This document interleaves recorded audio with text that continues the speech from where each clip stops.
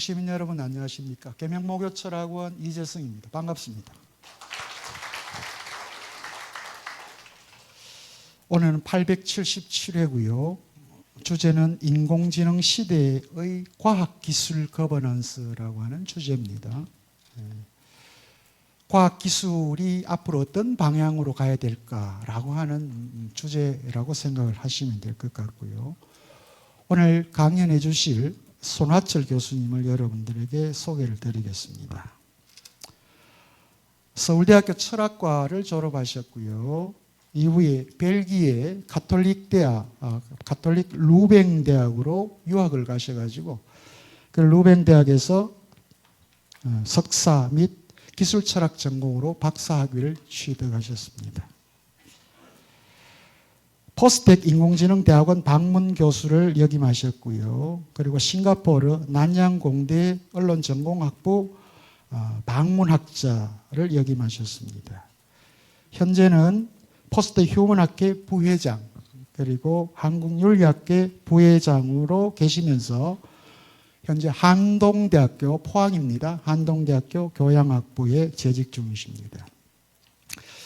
많은 논문과 저서를 또 세상에 내놓으셨는데 대표적으로는 아카넷이라고 하는 출판사에서 나온 호모 파베르의 미래라고 하는 책입니다. 이 책은 책의 우수성이 인정을 받아서 대한민국 학술원에서 인정하는 우수 학술 도서로 2021년에 선정되기도 했었습니다. 그리고 책숲에서는 미래와 만날 준비라고 하는 저서를, 그리고 CIR, 여기는 아마 역서입니다. 번역서인데 길을 묻는 테크놀로지라고 하는 또 번역서도 세상에 내놓으셨습니다. 자, 오늘 877회 인공지능 시대의 과학기술 거버넌스라고 하는 주제를 가지고 여러분들에게 아주 즐거운 시간을 마련해 줄 손화철 교수님을 연단에 모시겠습니다. 여러분 큰 환영의 박수 부탁드립니다.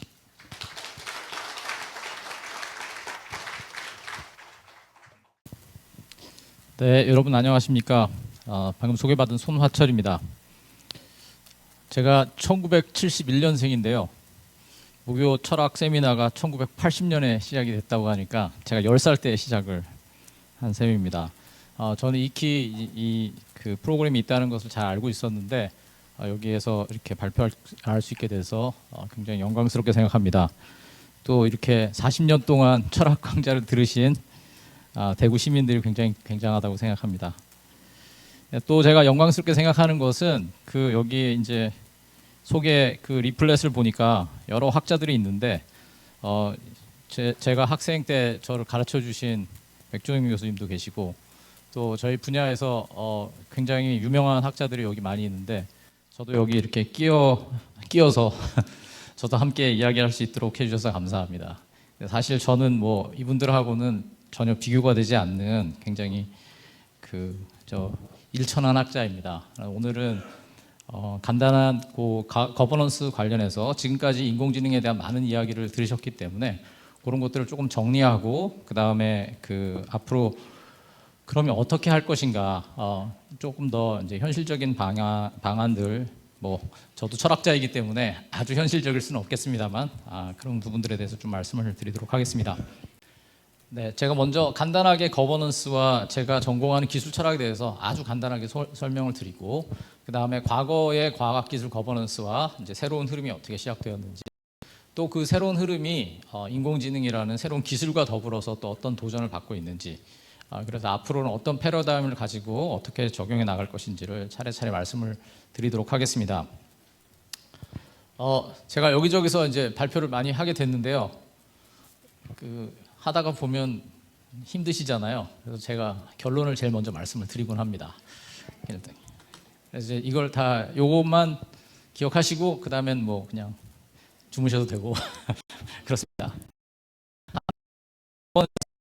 과거에는 국가주도 아까 교수님 국가주도 경제 발전이었습니다. 그런데 오늘날에 이제 과학기술의 민주화 또 전문가의 자유 연구윤리의 강조 이제 이런 것들이 이제 새롭게 이야기가 조금씩 되고 있습니다. 근데 이제 인공지능이 이제 지금까지 올해 한 해 동안 계속 들으셨을 텐데, 인공지능이 이제 새로운 엄청난 기술이 들어오면서 여러 가지 변화들이 이제 일어나고 있습니다. 그래서 그 변화들에 따라서 새로운 패러다임의 과학기술 거버넌스가 조금 더 절실하게 되었습니다. 그래서 그것을 제가 목적이 이끄는 기술 발전에 대한 사회적 합의의 필요성, 가치로의 전환, 전문가의 사회적 책임, 이런 것들을 중심으로 해서 앞으로의 과학기술 거버넌스가 이루어져야 되겠다라고 말씀을 드리려고 합니다. 네, 여기까지가 이제 결론입니다. 먼저 간단하게 개념에 대해서 소개를 드리도록 하겠습니다. 거버넌스라는 것은 사실은 그렇게 정의가 명확한 그런 개념은 아닙니다.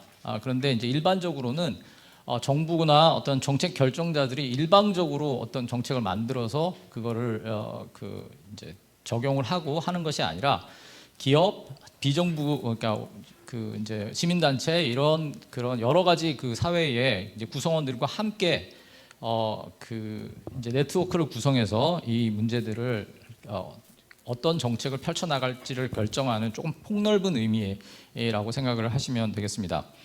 그래서 다양한 의사결정 체계인데, 그러니까 좀 한 사람이 이제 제일 극단적인 거는 이제 독재겠죠. 한 사람이 다 결정하는 게 있고, 또 그 다음에는 조금 이렇게 지배를 조금 더 이제 권력 있는 분들이 일방적으로 결정하는 게 있을 텐데, 조금 이게 사회의 다양한 구성원들이 이제 결정 체계에 들어가는 것을 말합니다. 그러나 이거 처럼 모든 사람이 투표한다, 이제 이보다는 조금 더 어떤 전문가들이나 여러 관련 주체들이 이제 관련 주체들이 정책 결정에 참여하는 그런 것을 말하겠습니다. 그러니까 과학기술 거버넌스는 과학기술 정책 수립과 집행 전반에서의 의사결정 체계를 어떻게 할 것이냐에 대한 이야기라고 생각하시면 되겠습니다. 제가 이제 기술 철학 전공자인데요. 기술 철학이 뭐냐 이렇게 물으시는 분들이 많습니다. 사실은 기술 철학은 철학에서 가장 나이가 어린 철학 분야입니다. 왜냐하면 옛날에도 기술은 늘 있었는데 기술은 별로 중요하지가 않았거든요. 옛날에는. 물론 기술은 중요했습니다만 기술이 그렇게 빨리 발전하지 않으니까 사람들한테 이게 너무 자연스러워가지고 기술에 대해서 굳이 생각할 필요가 없었습니다. 그러니까 뭐 신석기 시대 살던 사람이 나는 신석기를 쓰는 사람이지 나는 구석기 시대 사람이랑 달라, 이렇게 생각할 수가 없잖아요. 몇천 년 동안 신석기가 이어지니까요. 자, 그런데 기술이 굉장히 빨리 발전하게 되면서 기술이 우리 삶에서 굉장히 중요한 역할을 하게 된 것이 산업혁명 이후입니다. 산업혁명 이후가 되니까 아니 이게 기술이 도대체 이게 너무 좋은 거잖아. 처음엔 너무 좋은 거잖아. 이렇게 생각하게 됐고 45년에 핵폭탄이 터진 다음에는 이제 다들 이거 너무 무서운 거구나, 이런 생각을 이제 하게 되었습니다. 그러니까 그 전까지는 기술이 별로 중요하지 않았기 때문에 철학자들은 중요한 것만 생각합니다. 그러니까 뭐 삶이라든지 죽음이라든지 신이라든지 윤리라든지 이런 것들에 대해서 생각을 하는 것이지, 그냥 사소한 것에 대해서는 철학자들이 연구를 하지 않으니까 기술이 하던 옛날에는 기술에 대해서 철학하지 않았고, 기술이 우리 삶에서 중요하게 됐을 때부터 기술 철학이라는 게 생겨났습니다. 그러니까 사실 기술 철학이란 말이 생겨난 것도 19세기 후반이고 이제 20세기에 되어서야 비로소 이제 기술에 대한 철학적인 논의들이 활발하게 진행되기 시작합니다. 기술 철학의 의미를 잘 설명한 요 구절이 여기에 있습니다. 오늘날 기술은 인간에 관한 모든 문제의 침투에 있다, 이렇게 얘기합니다. 삶과 죽음, 사고와 감정, 행위와 고통, 환경과 사물, 욕구와 운명, 현재와 미래. 이게 사실은 철학의 주제거든요. 철학에서 중요하게 다루었던 모든 것들을 기술이 건드리고 있습니다. 조금만 생각해 보면 생로병사를 다 건드리고 있습니다. 이제는 불임이어도 불임에 문제가 있어도 아기를 낳을 수가 있고요. 사망할 때에도 굉장히 많은 프로세스를 거치게 됩니다. 그러니까 우리의 삶의 모든 영역에 기술이 침투해 있고, 그래서 기술이 철학의 문제가 됩니다. 그래서 기술에 관한 여러 가지 이제 논의들을 하는 것을 여러 가지 측면의 논의들이 다 이제 기술 철학에 포함되게 됩니다. 오늘은 그 중에서도 가장 실용적인 부분, 맨 마지막에 우리가 기술에 대해서 어떻게 생각하고 그렇다면 기술을 어떤 식으로 다스려 갈 것인가 하는 것에 좀 초점을 맞추도록 하겠습니다. 어,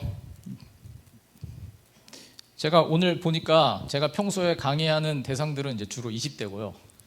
오늘 여기 계신 분들 보니까 제가 지금까지 이렇게 모신 청중들 중에는 가장 이제 연세가 높으신 것 같은데, 그렇다면 이거는 뭐 말씀드리지 않아도 잘 알고 계실 것입니다. 해방 이후에 우리나라 과학기술 정책은 기본적으로 국가 주도였습니다. 그래서 국가가 전문가들을 관리하고 양성하고 마음껏 재정 지원을 하였습니다.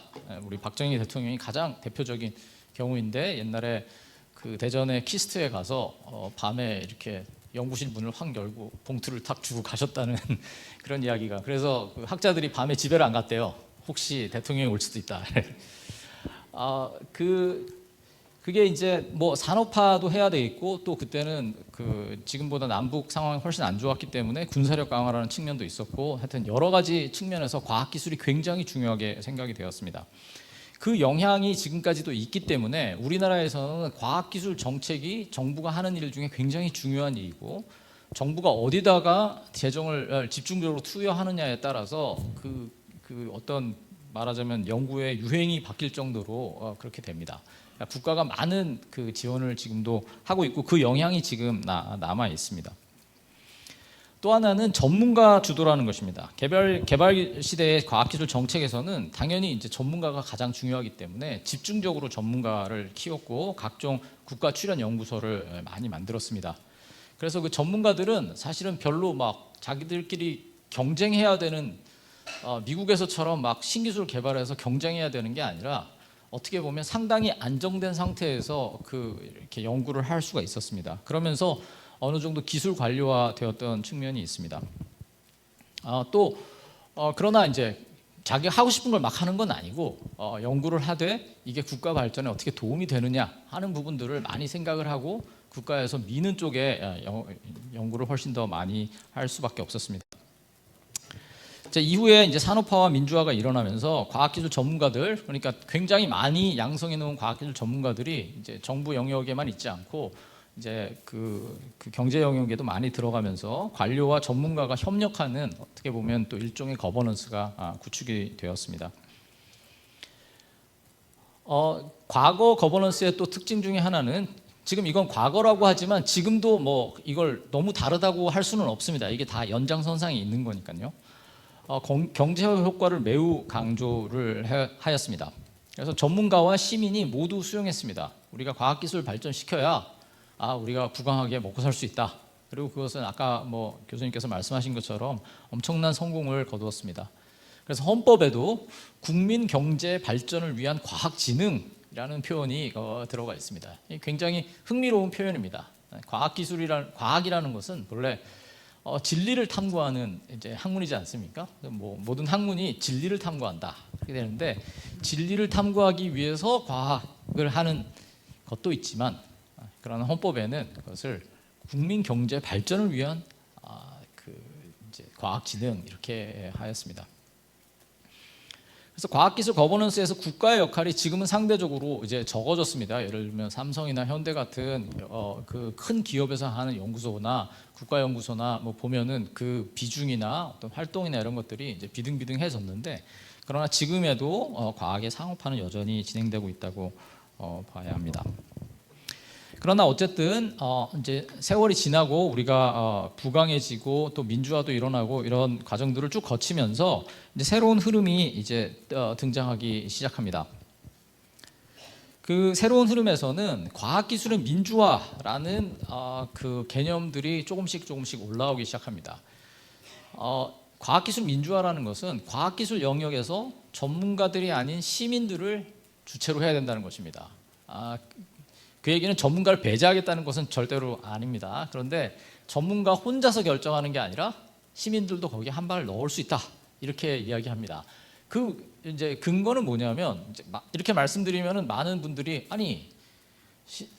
보통 사람이 뭘 한다고 과학기술에 자기가 왈가왈부를 하나, 이제 이렇게 생각하시는 분들도 많이 있는데, 우리가 정치를 생각하면은 간단하게 알 수 있습니다. 대통령이 되면은 엄청난 결정들, 경제적인 결정들, 국방에 대한 결정들, 뭐 외교에 대한 결정, 굉장히 어려운 결정을 하지 않습니까? 일반 시민들은 뭘 고려해야 되는지 잘 모릅니다, 사실. 뭐 경제가 됐건 국방이 됐건 외교가 됐건 뭐 그냥 여기저기서 듣는 이야기는 있어도 정확한 판단을 내릴 수가 없죠. 전문가가 아니니까. 대통령이 전문가와 함께 만나서 이제 결정을 다 내리는 것입니다. 그러나 그 대통령을 사람들이 뽑죠. 선출을 합니다. 그러면 대통령 후보들은 나와서 어떻게 해야 됩니까? 내가 외교 정책을 이렇게 하겠습니다 하는데 너무 어려운 말로 하면 사람들이 못 알아듣습니다. 그러면은 사람들한테 자기가 그 추진하고 싶은 정책에 대해서 가능한 쉬운 언어로 잘 이야기하고 핵심적인 부분을 딱 찔러서 내가 대통령이 되면 이런 거 할 수 있습니다 라고 이야기를 하고 시민들은 거기에 따라서 투표를 하게 됩니다. 자, 그 얘기는 뭐냐 하면 시민들은 나한테 영향을 엄청나게 미치는 결정을 대통령이 하게 될 텐데 경제, 외교, 국방 뭐 등등 과학기술 등등에 대한 결정을 하게 될 텐데 그 결정 때문에 내 삶이 좋아질 수도 있고 나빠질 수도 있으니 나도 거기에 그 결정에 어떤 약간 간접적이지만 거기 참여를 하겠다. 그리고 그 참여를 하는 것이 결과적으로는 더 좋은 결과를 낳는다라고 믿는 것이 민주주의입니다. 그래서 민주주의에서 이제 그런 걸 하는데 과학기술의 영역에 오면은 과학기술의 전문가들이 자기들이 연구를 해가지고 뭐 이런 거 저런 거를 이제 그 결과물들을 내놓는데 그것도 엄청나게 우리한테 영향을 많이 미치거든요. 엄청나게 영향을 많이 미치지 않습니까? 지금 우리가 지금 살고 있는 이 과학기술의 환경이 엄청난 것이기 때문에 이런 것들을 결정하는데 사람들도 거기에 어느 정도 생각을 반영할 수 있어야 된다. 그러려면 어떻게 해야 되겠습니까? 전문가들이 자기들이 생각하는 것을 쉽게 사람들한테 얘기해 줄 수 있어야 됩니다. 네. 이게 가장 첨예하게 이 문제가 불거졌던 것이 과거의 탈원전 정책과 관련된 것입니다. 물론 이제 여러분들이 탈원전에 대해서 뭐 찬성하시는 분도 있고 반대하시는 분도 있을 텐데 제가 생각했을 때 최근에 탈원전 과정에서 가장 중요한 발전은 뭐냐 하면은 원자력 전문가들이 왜 원자력이 중요한지 시민들에게 알아들을 수 있는 말로 설명하려고 노력하기 시작했다는 것입니다. 그 전까지 원자력 전문가들은 그 시민과 소통하려고 별다른 노력을 하지 않았습니다. 그냥 우리가 열심히 노력해서 싼 전기를 만들어 줄 테니 당신들은 그냥 쓰세요. 그리고 거기에 대해서 아무 말 하지 마세요. 이렇게 하는 것이 굉장히 오랫동안 계속되다가 이제 환경운동을 하는 사람들은 반대로 시민들한테 어떻게 설득하려고 계속해서 시민들과 노력을 하다가 이제 그것들이 어느 정도 효과를 본 순간에 이제 탈원전 정책이 시작이 됐겠죠. 자, 그러니까 이거를 다시 되돌리기 위해서 시민들과 접촉을 하고 시민들에게 이게 왜 중요하고 이 원전이 왜 안전하고 이게 왜 더 효율적인지에 대해서 좀 더 적극적으로 알아들을 수 있는 말로 설명하려는 그런 노력들을 이제 하기 시작한 것이 굉장히 중요한 포인트라고 저는 생각합니다. 그게 바로 과학기술의 민주화와 관련이 되어 있습니다. 또 하나는 이제 새로운 흐름 중에 하나는 전문가의 자유입니다. 이제 처음에는 국가 발전을 위해서 계속해서 이제 어떤 국가 발전에 복무하는 사람으로서 일정한 혜택을 받고 열심히 일하는 이제 과학자와 공학자들이 이제 있었는데 이제 어떤 수준이 일정 정도 오르고 우리가 경제적으로도 부흥해지고 부흥을 하게 되고 하니까 이제 어느 순간에는 아니 우리가 학문 활동을 하고 전문성을 발휘하는데 우리가 너무 뭔가 이렇게 우리를 종처럼 다루는 것 같아 이렇게 되는 시점이 있었습니다. 요즘은 이런 얘기를 좀 안 합니다만 얼마 전까지는 이공계 위기라는 얘기를 많이 했습니다. 왜 애들이 공대를 안 가냐? 요즘에도 그런 얘기 하죠. 뭐 다 의대를 가려고 하고 공대를 안 가려고 한다. 왜? 공대 가봐야 뭐 열심히 죽도록 일해도 뭐 돈도 저 의사처럼 많이 주지 않고 또 결정도 우리가 하는 게 아니라 뭐 기업의 오너가 하든지 뭐 정부가 하든지 그러면 하라는 대로 따라야 되고 이게 뭐냐 이제 이렇게 되는 부분들이 이제 전문가들 사이에서 이야기가 생기면서 여러 가지 이제 논의들이 일어납니다. 그래서 2018년에 아까 말씀드린 그 헌법 조문을 바꾸자는 운동이 잠시 이제 있었습니다. 그때 약간 개헌 논의가 좀 있었거든요. 이제 개헌은 함부로 할 수가 없으니까 한번 개헌할 때 이제 이것저것 다 이제 바꾸자고 하는 목소리가 분출하는데. 그때 이제 이공계에 있던 이제 학자들 중에 일부가 과학기술을 경제 발전의 도구로 아까 말씀드린 것처럼 그렇게 제가 그 표현을 보자면 국민 경제 발전을 위한 과학진흥이라는 표현이 헌법에 들어 있는데 그 부분을 국가는 학술 활동과 기초 연구를 장려할 의무가 있다라는 조항으로 대체하고 그걸 삽입하자 하는 운동이 이제 일어났습니다. 그러니까 전문가가 이제 과학기술이라는 어떤 그 활동이 정부 주도로부터는 좀 벗어나야 되겠다라고 하는 주장들을 이제 조금씩 하기 시작한 것입니다. 마지막으로 하나는 연구윤리에 대한 것입니다. 이게 뭐 그 거버넌스랑 무슨 상관이냐 하실 수도 있지만 목적이 좋으면은, 그러니까 결과가 좋으면은 다 좋다 이렇게 생각을 하게 되면은 연구윤리에 대해서 상대적으로 조금 이제 소홀하게 되는 측면이 좀 있습니다. 그런데 이제 여러분 다 기억하시겠지만 황우석 사태가 있었습니다. 이제 이분이 줄기세포를 내가 수립을 했다라고 주장을 했는데 나중에 알고 보니 앞으로 수립을 할 수 있을 것 같다라는 말을 수립했다라고 이야기하고 그냥 연구비를 받아서 더 돌려보자 이제 이런 생각을 했습니다. 그래서 사실은 연구가 전혀 완결되지 않은 상태에서 데이터를 조작해서 그 유명한 저널에 내고 그다음에 이제 막 국민들에게 희망을 마구 불러일으켰습니다. 그 당시에 이제 저도 외국에서 귀국해가지고 막 그 강사를 하고 있었는데 그 열풍이 얼마나 굉장했는지 저는 좀 이제 비판적이었는데 제가 수업 시간에 황우석 교수에 대해서 이게 너무 좀 수상하다 이제 이런 발언을 했다가 나중에 강의 평가에 교수님은 왜 그렇게 황우석 교수를 미워하십니까? 이렇게 했던 기억이 납니다. 그러니까 근데 이제 결과적으로는 근데 이제 그때 상당한 부정이 밝혀진 이후에도 많은 분들이 황우석 교수에 대한 희망을 버리지 않고 제가 기억나는데 서울대 병원 앞에서 황우석을 살려내라 이렇게 하는 데모도 하고 그랬습니다. 근데 그때 이제 이분의 연구를 굉장히 좀 기대를 했던 이제 이유 중에 하나가 이게 국익에 도움이 된다 이렇게 이야기를 했습니다. 국익에 도움이 된다.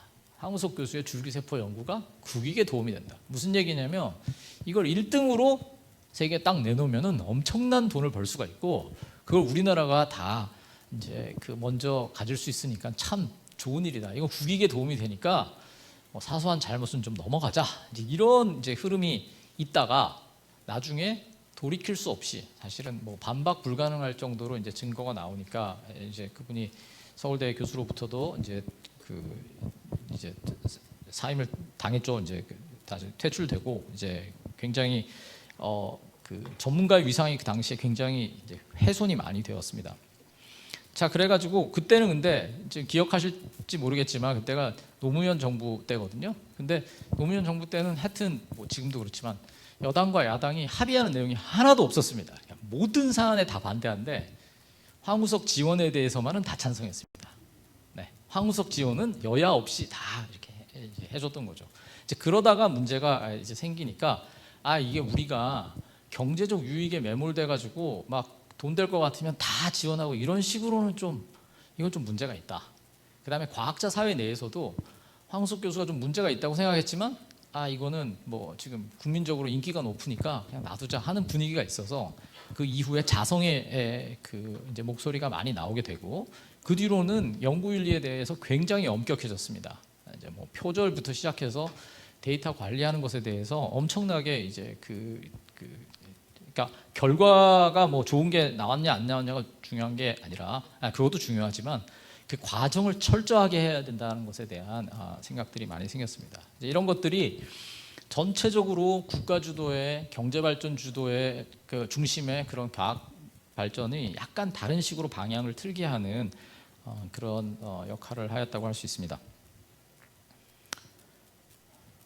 네, 이제 인공지능이 이제 등장을 했습니다. 여러분들 많이 이제 많이 이야기 많이 이미 들으셨죠?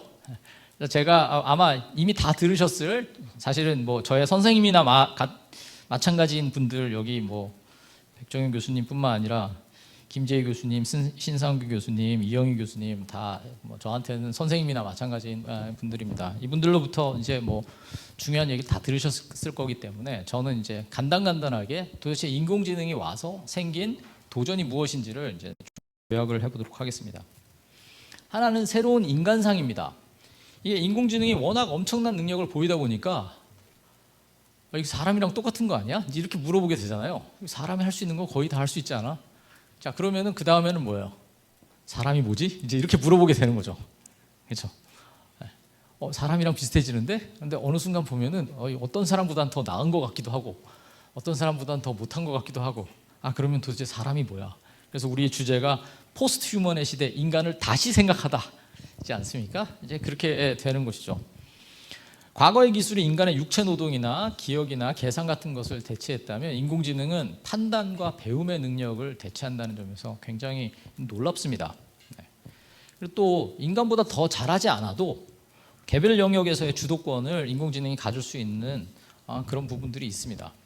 예를 들어서 이제 번역 프로그램 같은 걸 생각할 수 있는데, 번역을 굉장히 잘합니다 요새.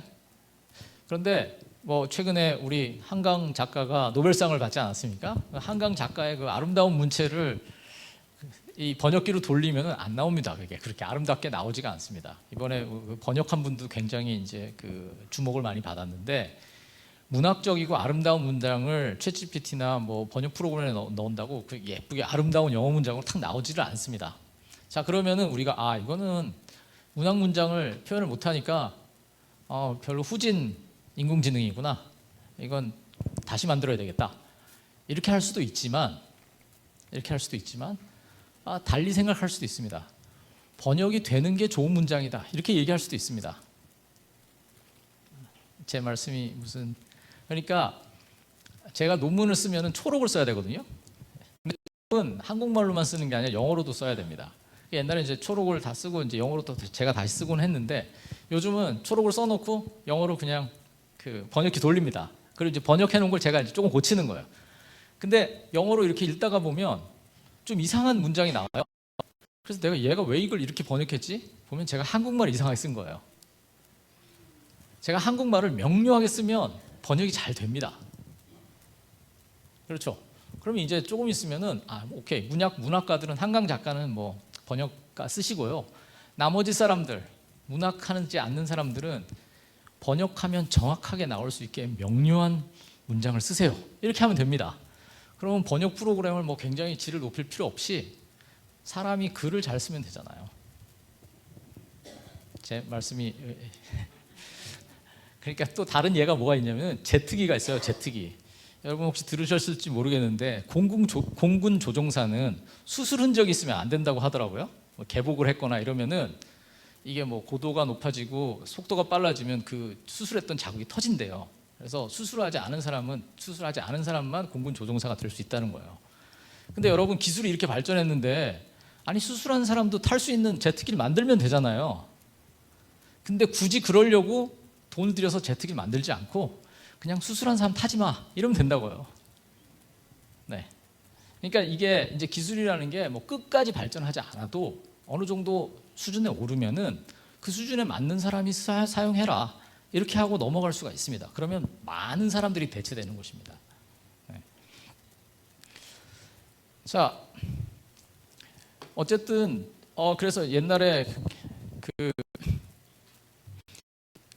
우리 존경하는 고 이어령 교수님께서 기계가 인간을 따라갈 수 없다. 왜냐하면 창의성, 도덕 이런 거를 인공지능은 도저히 가질 수 없기 때문에 기계가 사람을 따라갈 수 없다, 이렇게 말씀하셨습니다.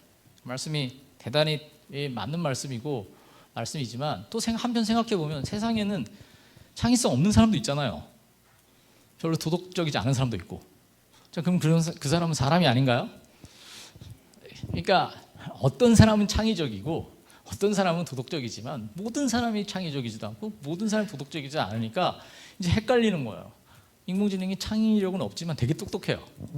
그럼 창의력이 없고 별로 안 똑똑한 사람보다 더 사람 같은 건가? 이게 사람인가? 이제 이런 헷갈리는 이가 오는 거죠. 또 이제 창의력이 뭐냐 하는 것에 대해서도 사실 여러 가지 생각을 할 수 있습니다. 챗GPT라는 이제 인공지능이 최근에 나와가지고 엄청난 이제 열풍이 이제 일었습니다. 이게 AI의 이제 제너럴 AI라는 거는 사람이랑 똑같이 모든 걸 할 수 있는 종합적인 AI인가 이제 그런 이야기들입니다. 근데 뭐 이 이야기는 아마 많이 들으셨을 겁니다. 네. 그래서 챗GPT가 뭐 요새 챗GPT를 이용해 가지고 뭐 교육도 할 수 있다, 뭐 비즈니스도 할 수 있다 해가지고 굉장히 많이 이제 말이 많습니다. 그런데 결국은 이 문제들이 어느 순간이 되면 사람과의 어떤 경쟁, 사람과의 비교 이제 이런 것들과 관련이 돼서 이야기되곤 합니다. 인공지능과 경제에 대한 이야기도 많이 합니다. 인공지능이 기술 발전이 경제적 양극화로 이어지는 것에 대한 우려가 많이 있습니다. 자율주행 자동차가 생기면 트럭 운전사가 없어진다고 이제 이야기를 합니다. 그런데 미국에 가면은 뭐 우리나라는 사실 이렇게 길도 그러니까 우리나라에도 뭐 고속도로에 트럭이 많이 다니기는 하지만 미국에는 막 국토를 종단하는 고속도로에는 그냥 일렬로 그냥 직선으로 쫙 가 있다고 하더라고요. 거기서 커다란 트럭들이 그냥 다니는데 거기서는 사실 뭐 좌회전 우회전 할 것도 없고 그냥 앞으로 쭉 가기만 하면 되는 거예요. 그러면은 자율주행 자동차가 돌아다니니까 참 좋겠죠. 네. 이제 그런 상황에서 엄청난 트럭 운전사들이 이제 직업을 잃게 될 거고 트럭 운전사만 직업을 잃게 되는 게 아니라 그 마을에서 그 고속도로 길가에서 트럭 운전사들한테 커피 팔고 뭐 잠자고 하는 그런 조그만 마을들이 있는데 그 마을까지 다 없어질 거다. 이제 이런 이야기가 이제 있습니다. 자, 경제적 양극화로 이어지는 문제도 있지만 사실은 경제 양극화를 넘어서 존재 양극화로 이어질 수도 있는 문제가 분명히 이제 있습니다. 그 얘기는 무슨 말이냐면은 제가 초록을 써서 영어로 번역한다고 했잖아요. 한 다음에 제가 그걸 초록을 보고 영어를 고칩니다. 저의 의도가 다르면은 제가 그 고칠 능력이 저한테 있습니다. 그 정도는. 자, 그런데 영어를 배우지 않은 친구가 아니면 영어 실력이 굉장히 낮은 친구가 번역을 한 다음에 그걸 고칠 능력이 있을까요? 고칠 능력이 없잖아요. 근데 그 친구한테 고칠 능력이 자꾸 챗GPT를 쓰면 늘어날까요? 근데 본래 이게 잘 됐는지 잘못됐는지 알 수가 없잖아요. 내가 영어로 한국말을 썼어요. 영어로 번역했는데 이걸 보고 번역 잘했네 라고 말할 능력이 없어요. 아직 영어를 잘 못해서. 그럼 그 사람이 계속 번역을 하면 영어 실력이 막 늘어날까요? 그럴 가능성은 매우 적습니다. 이게 이제 문제입니다. 그러니까 챗GPT를 교수들이 아주 좋아합니다. 똑똑한 석사생이 하나 들어온 것 같다는 거예요. 석사생이 실수를 하죠. 실수를 하지만 봐서 실수하면 조금 고치고 하면 되잖아요. 그러니까 상당히 도움이 된다는 얘기죠.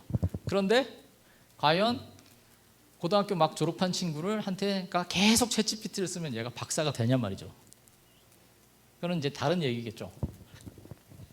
자, 그래서 인공지능이 언어, 이해, 지식 능력과 연결된 기술이기 때문에 이거는 그냥 단순히 돈이 더 많고 적고의 문제가 아니라 능력이 이미 개발된 사람과 아직 개발되지 않은 사람의 차이가 있고 능력이 개발되지 않은 사람이 인공지능을 통해서 그것을 개발하기 어려울 가능성이 굉장히 높습니다. 만약에 그렇게 되면은 나중에는 극복할 수 없는 존재의 차이가 생길 수 있습니다. 에너지 문제도 굉장히 심각합니다. AI가 엄청난 에너지를 사용을 합니다. 이제 큰 도전인데 놀랍게도 이 도전에 대해서는 그렇게 말씀하는 분이 많지가 않습니다. AI에 대한 희망이 너무 크다 보니까 제가 여기에는 쓰지 않았습니다만 정부가 이야기한 것에 따르면은 데이터 센터가 2022년에 147개가 있었다고 합니다. 그런데 2029년에 데이터 센터라는 건 뭐냐면은 데이터를 모아서 저장하는 겁니다. 여러분들 인공지능은 데이터를 많이 이제 학습을 시켜야 된다고 하잖아요. 근데 그 데이터가 어딘가 저장이 돼 있을 거 아닙니까? 그러면은 이 저장을 하는 그 엄청난 센터가 있습니다. 거기 가면 기본적으로 그냥 컴퓨터 칩이 잔뜩 꽂혀 있고 거기에 다 데이터가 엄청나게 저장이 되어 있습니다. 그런데 이걸 저장을 하고 나면은 이거 컴퓨터이기 때문에 24시간 계속 켜놔야 됩니다. 거기 데이터가 있어야 됩니다. 그럼 켜놓으면은 열이 나겠죠. 그럼 열을 식혀야 됩니다. 에어컨을 틀거나 물을 돌리거나 해야 됩니다. 그래서 이 데이터 센터가 차지하는 전력이 엄청납니다. 그게 어느 정도냐면은 이런 데이터 센터가 22년에 147개가 있었는데 29년 지금부터 몇 년, 한 4년 5년 후죠. 그러면 732개가 되고 732기가 되면은 1000메가와트급급 원전 53기를 돌려야 할 만큼의 전기가 추가로 필요하다고 합니다. 이거는 정부가 이야기한 겁니다. 여러분 지금 원자력 발전소 우리나라에 뭐 10개 조금 넘게 있는데 원자력 발전소 하나 세우는 게 얼마나 오래 걸립니까? 오래 걸리고 그 주변에 뭐 합의도 해야 되고 바닷가에다가 만들어야 되고 53기를 바닷가에다가 지으려면 우리나라 해안 다 원자력으로 둘러싸도 안 됩니다. 물론 29년에 732개가 과연 될 것이냐 그건 또 다른 문제입니다. 그런데 우리가 이걸 10분의 1 잘라서 이야기하더라도 4, 5년 안에 원전 5개가 더 필요하다. 10분의 1로 자르면 그 정도로 엄청난 전기를 씁니다.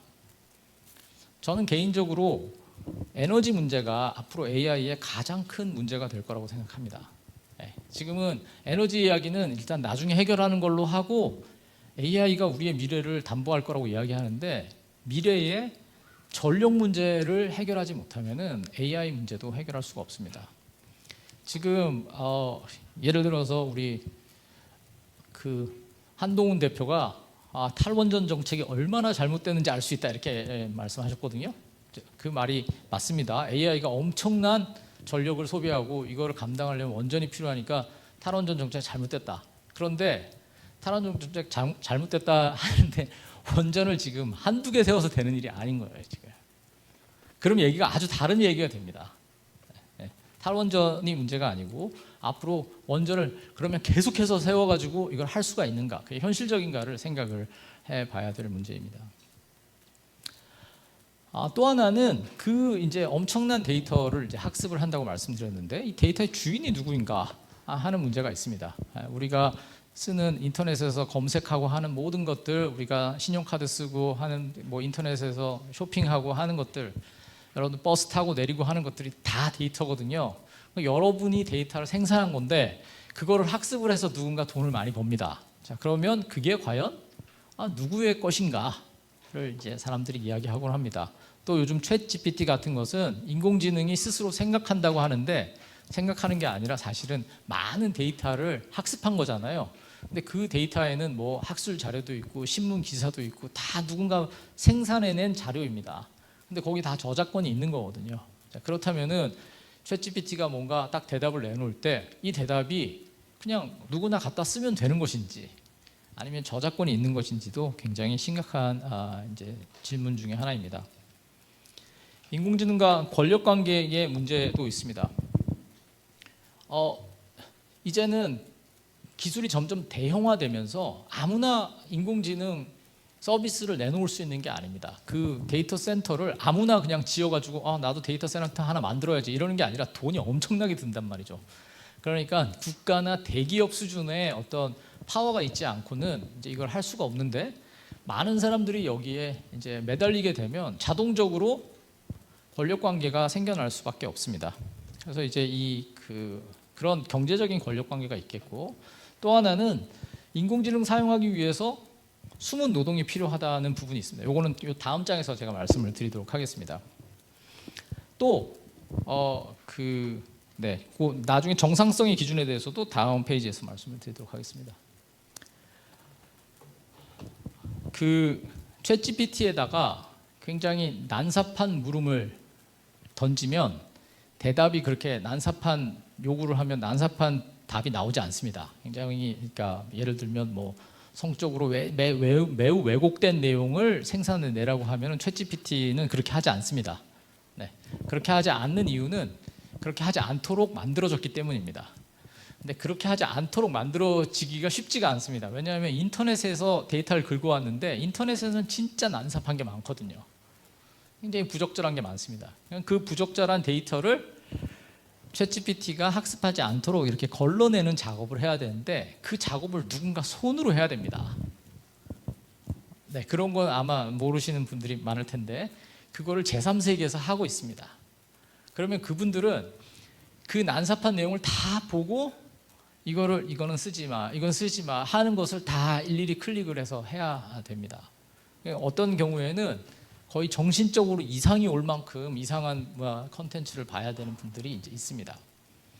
페이스북에서도 보면은 뭐 그 나체라든지 하여튼 그 어린이나 보통 사람이 보면 혐오스러울 만한 그런 그 포르노 같은 것들을 이제 다 제거하거든요. 그게 막 이렇게 올라오지 않습니다. 올라오지 않는 건 뭐냐면은 그게 뭐 인공지능이 뭘 알겠어요. 사람이 그건 이건 부적절해서 하나씩 제껴내는 겁니다. 그 얘기는 무슨 뜻이냐면 누군가를 보고 있다는 얘기잖아요. 누군가 보고 제껴야 된다는 말이죠. 네. 그런 과정들이 데이터를 이제 가공하는 과정들이 있습니다. 그래서 그 사람들을 유령 노동자라고 부릅니다. 네, 뭐 그것에 대한 기사들이 이제 이렇게 있습니다. 이게 타임즈에서도 나왔고 또 MIT 테크놀로지 리뷰에서도 이제 그것에 대한 심층 기사들이 나왔습니다. 마지막으로 이제 이 사람들이 이거는 부적절해. 그래서 이제 데이터를 해서 제외한다고 했잖아요. 자, 부적절해. 근데 누가 봐도 부적절한 게 있는데 누가 봐도 부적절한 게 있지만 사실은 부적절한지 부적절한 게 아닌지 알까 하잖아요. 그걸 누가 결정할까요? 누군가 결정을 해야 됩니다. 자, 그걸 결정하는 사람이 저는 아닌데 그 인공지능을 운용하는 그 주체들이 적절함과 부적절함을 자기들이 선택할 수 있는 권한을 스스로 가지게 되는 셈입니다. 네. 그래서 많은 사람들이 말하기를 이거는 실리콘밸리에 있는 백인들이 혹은 거기에 있는 중산층에 혹은 좀 교육을 많이 받은 사람들이 자기의 기준, 서양의 기준을 가지고 이거를 평가하니까 부적절하다 이렇게 비판하는 사람들이 있습니다. 자, 이렇게 AI는 우리가 기대할 만한 많은 그 가능성들을 우리한테 주고 있지만 그와 동시에 여러 가지 문제들, 지금까지 우리가 기술과 관련해서는 별로 생각하지 않아도 됐던 문제들을 많이 야기합니다. 또 우리가 걱정했던 문제들도 야기합니다. 여러분, AI를 생각하면 환경 문제에 대해서는 별로 생각하지 않게 되는데 사실은 AI가 엄청나게 많은 에너지를 사용합니다. 아까 말씀드린 것처럼. 네, 또 그 안에 인간이란 무엇인가, 적절함을 누가 정의할 것인가, 그 다음에 그 데이터를 가공하는 그 사람들의 노동을 어떻게 봐야 될 것인가 하는 수많은 문제들이 그 안에 있습니다. 이 외에도 뭐 여러 가지를 말할 수 있습니다. 예를 들어서 극단화를 이야기할 수 있는데 여러분 유튜브 많이 보시죠? 유튜브 보시면 여러분 뭐 어떤 사람의 유튜브를 보면 그 옆에 왜 이렇게 쪼로록 쓰지 않습니까? 여기 이제 다음 거 보라고 이렇게 올라오지 않습니까? 다 계산돼서 여러분한테 맞춰서 올라오는 겁니다. 하나씩. 다 이미 다른 강의에서 들으셨을 텐데 그거를 인공지능이 다 계산을 해서 여러분들이 좋아할 만한 걸 여기다 올려놓습니다. 그러니까 여러분이 여행 유튜브를 자꾸 보시면 옆에 다른 여행 유튜브가 이제 뜹니다.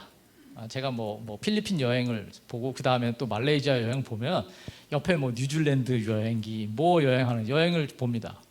여러분이 만약에 정치에 관심이 있어가지고 정치 그 유튜브를 자꾸 보시면은 정치 유튜브가 옆에 자꾸 뜹니다. 그것도 여러분이 만약에 좀 진보적인 분이라면 진보적인 유튜브를 자꾸 보시면 옆에 진보적인 유튜브 다른 유튜버가 계속 올라오고요. 여러분 보수적인 유튜버를 보시면 그 옆에 보수적인 유튜버가 올라옵니다. 그러니까 똑같이 두 사람이 앉아가지고 보고 있는데 옆에 추천되는 게 다릅니다. 왜냐하면 각각 사람한테 맞춰서 그걸 주고 있거든요. 자, 그러다 보니까 그걸 계속 보면은 세상 모든 사람이 나랑 똑같이 생각하는 것 같은 생각이 들어요. 자, 오늘날 인터넷에 얼마나 많은 정보가 있습니까?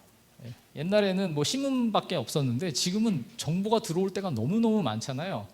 그런데 아마 여기 계신 분들이 아마 다 증언하실 수 있을 거라고 생각되는데 우리나라가 지금보다 더 의견이 갈라져 있었던 적은 없습니다. 이 정도로 갈라져 있었던 적은 없습니다. 어떤 사람은 굉장히 보수적이고 어떤 사람은 굉장히 진보적인데 서로 거의 뭐 쳐다보기도 싫을 만큼 이게 사이가 벌어져 있는데 옛날에 정치적 의견이 다르다고 해서 이렇게 벌어졌던 적이 없습니다. 근데 좀 이상하지 않습니까? 이렇게 기술이 많이 발달하고 이렇게 많은 정보가 있는데 왜 사람들은 한쪽 정보만 계속 보고 있는 걸까요? 왜냐하면 그 정보만 내가 좋아할 것 같은 것만 갖다 계속 먹여주기 때문에 그렇습니다. 자, 이런 문제들이 이제 인공지능의 시대와 다 연결되어 있습니다. 자, 그러면은 어떻게 하면 좀 지속 발전을 할 수 있게 기술을 거버넌스를 어떻게 할 건가? 이 AI를 어떻게 다스리는 것이 좋을 것인가? 사실은 뚜렷한 방법이 있는 것은 아닙니다. 그런 방법이 있으면은 제가 딱 이야기하고 청와대에 가서 높은 사람이 됐겠죠. 근데 그게 간단하지가 않습니다. 한 가지는 몇 가지 이제 원칙을 이야기를 해야 될 텐데, 기술은 어차피 발전하는 것이다 라고 생각하는 것으로부터 조금 벗어나는 것입니다. 그게 과학기술 거버넌스에서 굉장히 중요한 일입니다. 그러니까 어차피 기술 발전하니까 이게 계속 발전하도록 계속 도와주자, 이거 말고 도대체 이 기술이 왜 발전해야 되는지에 대해서 같이 연구를 하는 것입니다. 기술 발전이 무조건 선이 아니라 내가 어떤 세상을 만들고 싶기 때문에 이 기술이 필요하다라고 이야기하는 방식으로 생각하는 것을 이제 연습을 해야 됩니다. 그러니까 정치적 주체들이 과학기술 거버넌스에 대해서 이야기를 할 때 우리는 이 기술을 개발해야 된다고 생각합니다. 왜냐하면 이 기술을 개발해야 이렇게 좋은 세상이 오니까요. 근데 그 좋은 세상이 그냥 잘 먹고 잘 사는 세상만은 아니지 않습니까? 그러니까 누군가 잘 살고 만약에 다 같이 잘 사는 세상이 되는데 이게 도움이 됩니다 라고 이야기해야 될 테고, 그러니까 이상적인 세상을 만드는데 도움이 된다는 방식으로 이걸 해야지, 이거 지금 우리나라의 기술 거버넌스는 어떻게 되냐면 빨리 안 하면 큰일 납니다 이렇게 합니다. 우리가 따라가지 않으면 큰일 납니다. 우린 뒤처져서 망하고 말 것입니다. 그러니까 다 고3생들처럼 살고 있는 거예요. 공부 안 하면 대학 못 간다. 공부 안 하면 대학에 왜 가는지는 생각하지 않고 너 그러다가 대학 못 간다. 그럼 너 인생 뭐 이런, 사실도 아닌데 말이죠. 대학에 왜 가는지를 생각하게 만들려고 하지 않고 대학에 떨어질까 봐 공부하는 상황.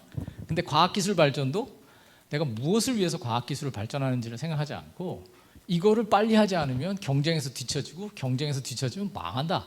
이제 이렇게 이제 무한 반복을 하고 있다는 것이 이제 문제입니다. 다음으로는 기술의 발전에 대해서 사회적 합의가 필요합니다. 예를 들어서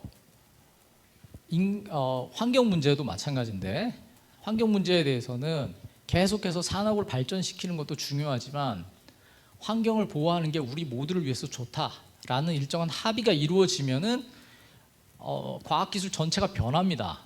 옛날에는 뭐 핸드폰 만들면서 이게 환경적으로 괜찮은가? 별로 쓰지 않았지만 지금은 신경 씁니다. 왜 신경 쓰냐면 소비자들이 신경 쓰기 때문에 그런 거죠. 네. 소비자들이 신경을 쓰고, 뭐 우리나라 소비자들이 많이 신경 안 쓰더라도 뭐 유럽에 있는 소비자들이 신경을 쓰면 삼성이 전화기 유럽에 팔아야 되잖아요. 그러면 삼성도 환경에 신경을 쓰지 않을 수가 없는 것입니다. 네. 그러니까 전반적으로 사회적인 합의를 거쳐서 기술의 발전 방향에 대해서 이야기를 하는 것이 매우 중요합니다. 이것 역시 국가 주도나 전문가 주도로서만 되는 게 아니라 이제 일반인들이, 지금 여기 계신 여러분들과 같은 분들이 인공지능에 대해서 조금 더 많이 이제 일정한 정보를 더 습득을 하고 이거가 이 방향 저 방향으로 가야겠다 하는 그런 생각들을 표현하는 것이 매우 중요합니다. 또 하나는 가치로의 전환입니다. 이렇게 우리가 왜 기술을 발전시키지? 부자가 되기 위해서, 이렇게 이야기를 합니다. 그런데 이제 오늘날 부자가 되기 위해서로부터 일단 사람들이 어느 정도 부자가 되면 부자가 되기 위해서로부터 약간씩 탈피하기 시작합니다. 가장 좋은 예가 여러분입니다. 여러분 여기서 2시간 동안 이렇게 앉아 계시면 부자가 되시나요? 왜 여기 오셨나요? 그러니까 여러분들은 부자가 되는 것과 다른 가치를 추구하기 시작한 것입니다. 지금 다른 가치를 추구하고 있고 여기에 굉장히 의미가 있습니다. 이제 그런 세상이 점점점 오고 있습니다. 예를 들어서 환경에 대해서도 마찬가지입니다. 환경이 파괴가 되는 것이 문제다라고 생각하는 사람들이 이제 늘어나고 있습니다. 또 기왕이면 내가 돈을 좀 더 주더라도 좀 더 예쁜 걸 사겠다. 좀 더 돈을 더 주더라도 좀 디자인이 좋은 걸 사겠다 하는 새로운 가치들이 이제 드러나기 시작합니다. 그런데 그렇다면은 과거에 경제 발전 중심, 전문가 중심의 그런 가치로부터는 약간 이제 떨어지기 시작합니다. 자, 인공지능도 우리의 가치를 반영합니다. 왜냐하면 인공지능 우리의 데이터를 모아서 인공지능을 학습하는 거기 때문에 인공지능의 발전과 우리가 어떤 방향을 바람직한 가치로 생각하느냐가 연동되어 있습니다. 그 다음에 전문가의 사회적 책임을 좀 강조할 필요가 있습니다. 지금까지는 전문가가 하는 그냥 전문가를 어떻게 보면 도구화하고 이용했습니다. 그냥 경제 발전을 하는 도구로서 이용을 했고, 그것에 대한 반발로 아까 말씀드린 것처럼 전문가들이 아니 우리는 자유롭고 싶다. 우리는 학문적 자유가 있어야 되고 우리가 왜 무엇을 하는지에 대해서 너무 지나친 간섭을 하는 건 좀 곤란하다. 도구화하는 것은 곤란하다. 이런 문제제기가 있었는데 이제 과학기술이 이렇게 발전한 때가 되면 그 과학기술 발전의 최첨단에 있는 사람들이 책임을 가지는 게 되게 중요합니다. 왜냐하면 이분들이 이리 움직이느냐 저리 움직이느냐에 따라서 모든 사람들의 삶이 바뀌기 때문에 그렇습니다. 자, 그러면 전문가한테 착한 사람이 되세요 이렇게 한다고 그게 될까요? 그렇지는 않고 전문가가 착한 사람인지 아닌지를 시민들이 계속해서 들여다보고 있어야 됩니다. 그리고 만약에 무책임하게 행동한다면 거기에 대해서 뭔가 이야기할 수 있어야 됩니다. 그렇죠. 그래서 예를 들면 헌법에 아까 이제 고치자고 이야기했는데 이렇게 이야기할 수 있습니다. 우리 사회가 지향해야 될 좋은 세상의 이념을 제시한다는 전제하에 과학기술과 학술연구 역시 그 이념을 실행하는데 복무해야 된다. 이 얘기는 우리가 어떤 세상, 지금부터 100년 후의 세상이 어떤 세상이었으면 좋겠다. 100년까지 아니더라도 한 몇십 년 후의 세상은 이런 세상이 됐으면 좋겠다. 라고 생각하는 것을 가지고 과학기술의 발전을 이야기할 때 우리가 제안하는 과학기술 발전이 좋은 세상을 이루는데 이렇게 도움이 된다라고 설득하는 방식으로 과학기술의 발전이 이루어지는 것이 매우 중요하다고 생각합니다. 네, 이런 기본적인 틀을 가지고 이제 이것을 적용하면 어떻게 적용할 수 있을까? 사실은 이제 몇 가지 제가 사례를 들겠고요. 그 다음에 우리가 물어야 될 질문들을 말씀드리도록 하겠습니다. 제가 무슨 정책을 제안할 수는 없는 것이지만 사례들입니다. 여러분들이 동의할 수도 있고 동의하지 않을 수도 있습니다. 하나의 예는 이런 게 있습니다. 에너지 백캐스팅입니다. 백캐스팅. forecasting이 뭐냐? forecast라고 하죠. 예보입니다. 예보가 이제 일기예보할 때 forecast라고 하거든요. backcast라는 건 뒤로 돌아보는 겁니다. 이건 무슨 말이냐면은 앞으로 전기를 우리가 얼마나 쓰게 될까? 이건 forecasting입니다. backcasting은 뭐냐면은 우리가 2029년에 전기를 이만큼 쓰자라고 결정하는 겁니다. 그리고 그때 전기를 이만큼 쓰려면 우리가 지금 뭘 해야 된다 하는 겁니다. 제 말씀이 무슨 소리인지 아시겠죠? 그러니까 전기 사용량이 지금은 뭐 100인데 뭐 10년 후에는 200이 될 거고 300이 될 거다. 근데 300이 되는 건 좀 문제다라고 한다면 그때 우리 300까지는 가지 말고 250까지만 갑시다. 20년 후에 250까지만 하는 걸로 합시다. 이때 250이 되기 위해서는 우리가 지금 무엇을 어떻게 대비를 해가야 될 것인지, 공장을 만들 때도 에너지를 좀 덜 쓰게 만들고, 뭐 이렇게 큰 프로젝트를 할 때도 이게 에너지를 너무 많이 쓰는 거 아닌가? 우리 목표치 못 맞추는 거 아닌가? 이렇게 해서 먼저 목표를 정해놓고 뒤를 본다는 것입니다. 이건 물론 이제 제안입니다. 그런데 forecasting을 해가지고 지금은 뭐냐면 전기를 이만큼 쓸 것 같으니까 그것보다 더 많은 발전소를 만듭시다. 이렇게 이야기하는 거라면 우리가 환경 보호를 위해서 어느 정도까지 전기를 쓸 거라고 생각하고 거기에 맞춰서 합시다 하는 겁니다. 자, 이것을 확대해서 생각하면 기술 발전의 목표가 무엇이라는 것을 정해놓고 그거에 맞춰서 지금 기술 발전의 방향을 조정하는 것을 생각할 수 있겠습니다. 자, AI의 미래에 대한 여러 가지 이제 질문이 있습니다. AI가 나중에 어떻게 될까? 과연 보편 AI가 등장할까? AI는 나중에 사람처럼 될까? AI가 감정을 가질까? 고통을 느낄까? 그렇게 생각할 수도 있지만 전혀 다른 방식으로 물어볼 수도 있습니다. AI가 없는 세상을 상상할 수 있는가? 상상은 자유잖아요. 그렇죠? 그런데 생각조차 하지 않는 경우도 많이 있습니다. 어떤 AI가 개발돼야 좋은 세상을 만드는데 유익한가? 어떤 AI가 좋은 AI인가? AI를 개발할 때 주의해야 될 사항이 뭐고 사용할 때 주의해야 될 사항이 무엇인가? AI 사용을 어디서 통제하고 어디서 권장할 것인가? 누가 그렇게 할 것인가? 하는 것들을 이야기할 수 있겠습니다. 사실은 이런 질문과 관련해서 여러 가지 제안들이 없는 것은 아닙니다. 예를 들면 교황청에서는 AI를 만들 때는 이런 윤리적인 가이드라인을 가지고 해야 되겠다라고 이제 주장을 하였습니다. IBM에서도 이런 윤리를 제시를 했고요. 네. 네이버에서도 비슷한 것들을 하였습니다. 네, 이건 IBM이 아니라 이건 네이버입니다. 제가 제목을 잘못 달았는데요. 이건 네이버에서 그 AI 윤리를 한 것입니다. 개발과 사용에서도 아까처럼 고려해야 될 사항들이 있습니다.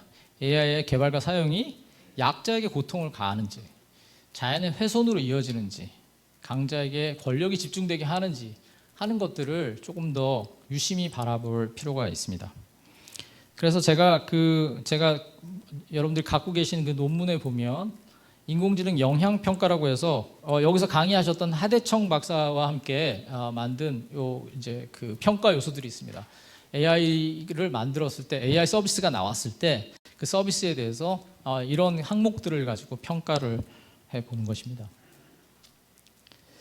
네, 이제 시간이 되어서요. 맨 처음에 보신 결론입니다. 아까 제가 다 읽어드렸으니까 네, 똑같은 내용입니다. 네, 저는 여기까지 하겠습니다. 감사합니다.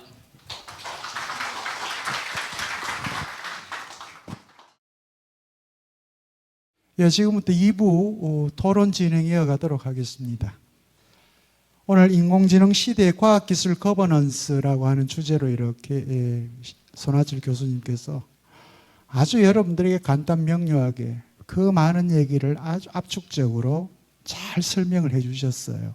이해하시는데 큰 어려움은 없었죠? 예, 이제는 뭐 인공지능 쉽습니다. 그죠?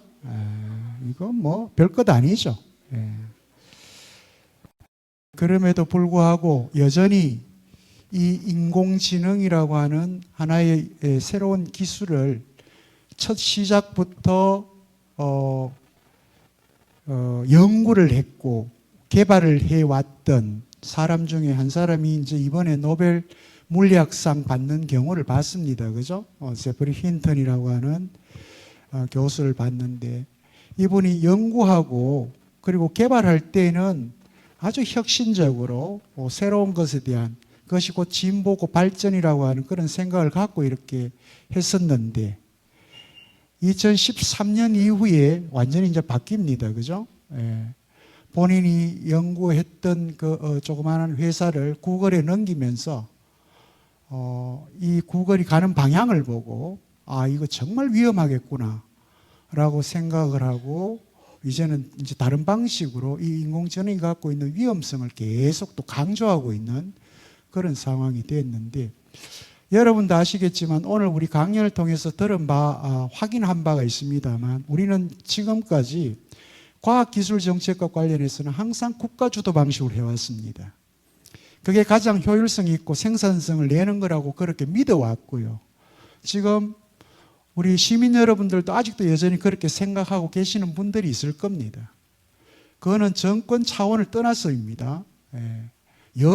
보수, 진보, 여야를 떠나서 과학 과학기술 정책과 관련해서는 전 세계에서 압도적으로 예산에서 이 1위로 그렇게 과학기술 정책을 지원했던 게 대한민국입니다. 그게 깨진 게 바로 현 정부입니다. 여러분도 아시겠지만 과학기술과 관련된 그 예산이 이제 깨지는 경우를 봤을 겁니다. 그게 소위 말하는 오늘 아까 우리 강의자 선생님께서 이야기했던 전문가주의입니다. 과학기술 전문가들의 카르텔이라고 하는 이름으로 뭐 그렇게 정당하면서 예산을 이제 깎아버리고 수많은 과학기술자들이 일자를 잃고 자기 연구 영역을 떠나야 되는 많은 친구들이 지금 사실은 미국이라든지 다른 지역으로 이렇게 떠났습니다. 일자리를 찾아서. 빈틈이 많이 생겼죠. 그죠? 빈틈이 많이. 이제 가로넉게 또 다시 국가 조직 방식으로 예산을 확보해서 어떻게 하겠다 이제 이렇게 얘기를 하는데 사실은 이 인공지능과 관련해서 미국의 실리콘밸리가 어떻게 생겼어요? 그게 미국 국가 주도를 한 겁니까? 아니잖아요. 그죠? 여러분들 마이크로소프트를 생각해 보시고 여러분들 아이폰도 생각해 보시고 그 스티브 잡스다 뭐 이런 사람들이 뭐 국가에서 뭘 해줘가 한 거 아니잖아요. 강제로 이거 해라 저거 해라 한 거.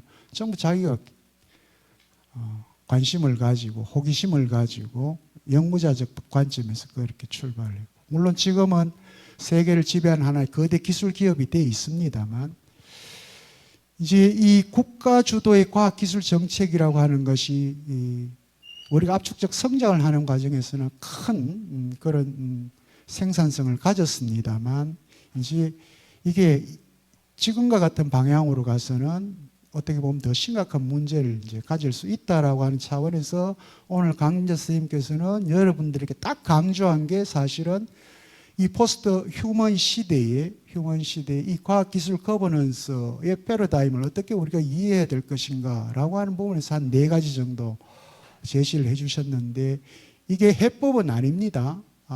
법칙은 아니지만 그럼에도 불구하고 우리가 정말 고민하고 제대로 생각해 봐야 될 부분이다라고 하는 것을 이제 제안을 하셨기 때문에 여러분들도 지속 가능한 발전, 저는 이 개념도 솔직히 개인적으로는 맞지 않다고 생각합니다.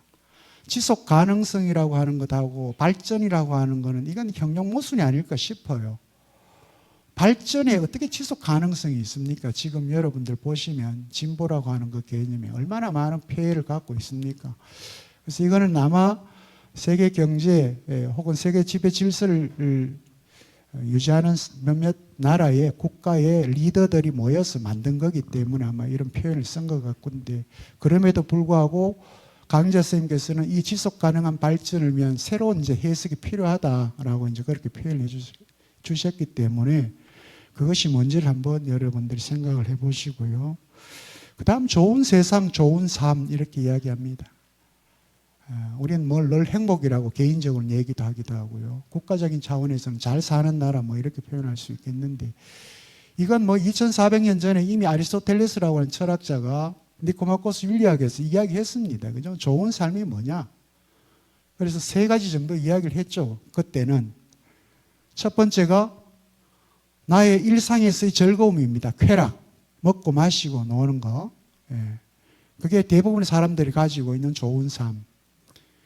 두 번째는 시민적 삶이라 그랬습니다. 정치적으로 실천하면서 참여하면서 행동하면서 사는 삶. 그 다음 마지막 삶이 관조적 삶이라 그랬습니다. 철학자의 삶이라 그랬죠. 그죠? 이렇게 3개를 이야기하면서 그 중에서도 이제 관조적 삶이 가장 좋은 삶이다. 이렇게 표현했습니다만 이걸 우리 21세기 지금 우리 한국 사회에 데리고 왔을 때 이 포스트 휴먼 시대의 좋은 세상, 좋은 삶이 뭐냐? 라고 하는 걸 우리 또 강의자 선생님께서 제안을 해 주셨는데 한번 함께 생각해 보시고요. 3번째는 가치로의 전환입니다. 그죠? 지금까지 국가주도 혹은 경제중심 이데올로기적 방식에서 이제는 새로운 뭐 가치로의 전환이 필요하다라고 이렇게 또 제안을 해 주셨고요. 마지막으로는 무엇보다도 전문가, 엘리트라고 표현되는 특히 이 과학기술 영역의 전문가들의 사회적 책무가 무엇보다도 중요하다, 책임이 필요하다라고 하는 그런 제안을 해주셨는데 여러분들 어떻게 오늘 강연 내용을 이해하셨는지 모르겠습니다만 오늘 강연 내용을 가지고 지금부터 여러분들 가지고 계시는 궁금증이나 혹은 뭐 여러분들 기본적인 생각들이죠. 함께 나눌 수 있는 그런 시간들을 갖도록 하겠습니다. 자, 지금부터 자유롭게 손을 들고 질문해 주시고, 예, 뒤에 우리 선생님.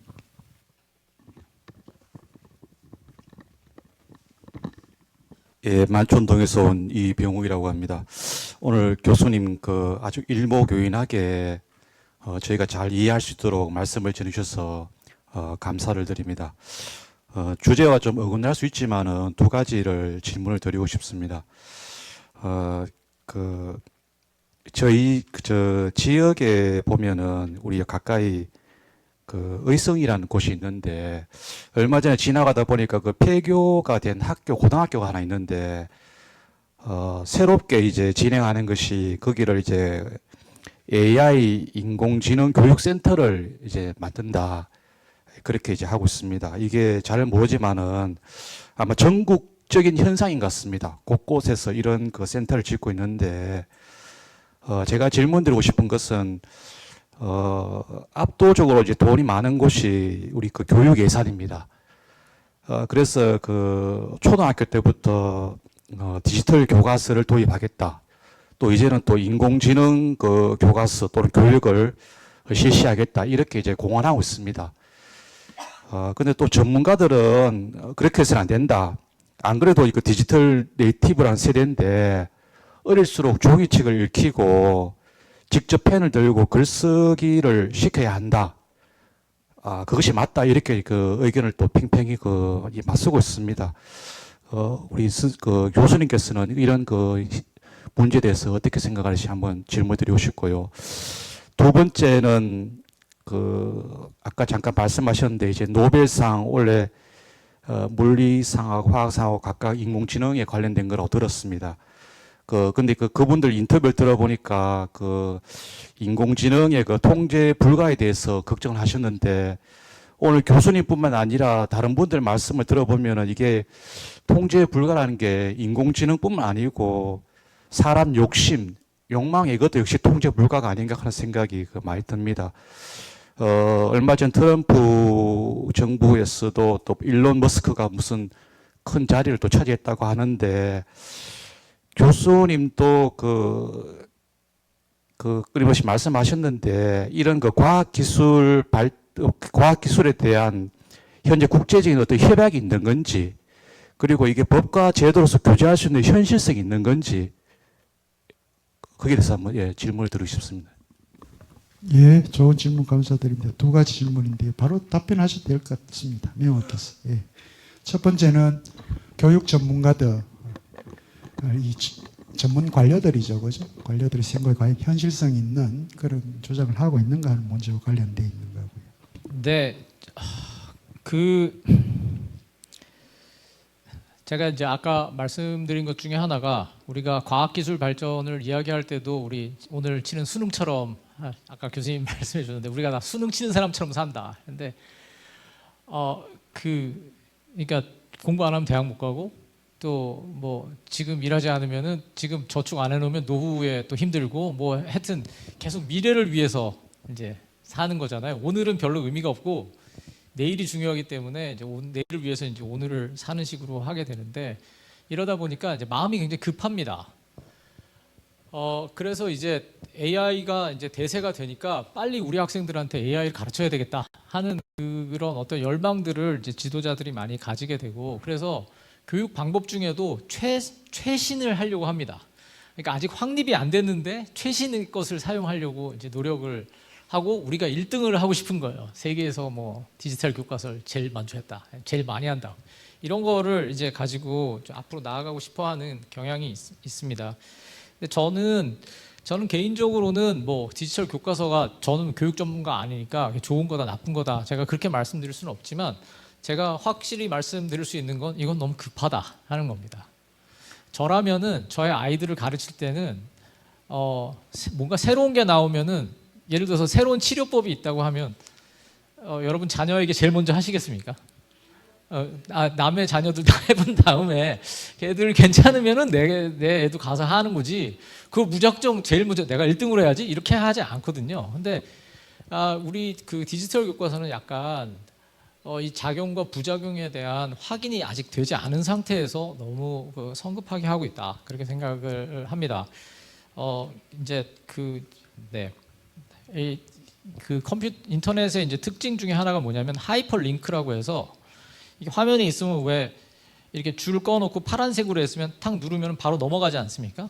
그러면은 한 정보에서 다른 정보로 그냥 툭툭툭 넘어갈 수 있게 됩니다. 근데 이게 좋은 것 같지만 사실은 그러면 흐름을 모릅니다. 논리적인 흐름을 모르게 되거든요. 디지털 교과서라는 게 이렇게 읽다가 뭐 모르는 거 있으면 탁 누르면 글로 탁 가서 정보가 딱 나오고, 또 다시 돌아와서 또 읽다가 모르는 거 있으면 딱 누르면 탁 나오고, 이렇게 한다는 건데 어른들한테는 좋습니다. 그걸 흐름을 잘 알고 있는 사람한테는 정보가 그때그때 오니까 좋은데, 과연 아이들한테 이게 좋은지는 조금 더 확인을 해봐야 된다고 생각합니다. 인공지능도 통제에 불과하고 이제 사람도 통제가 불가능한데, 사람이 통제 불가능한 거 우리가 알지 않습니까?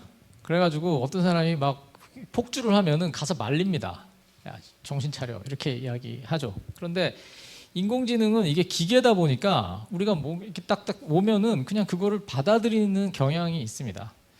제가 오늘 아침에 이제 학생들하고 그런 이야기를 했는데, 부모들이, 교사들이 정치적 발언하면 걱정하지 않습니까? 이게 좌파들이 말이야, 애들 막 가르치면은 애가 물들면 어떡하나, 이렇게 하지 않습니까? 그래서 부모들이 항상 교사들이 이 사람들이 무슨 말 하나 유심히 보고 있다가, 왜냐하면 이 사람이 편향적일 수 있다는 걸 언제나 생각하기 때문에 교실에서 이상한 소리 했다 그러면 바로 쫓아가서 당신 말이야, 이제 이렇게 한단 말이죠.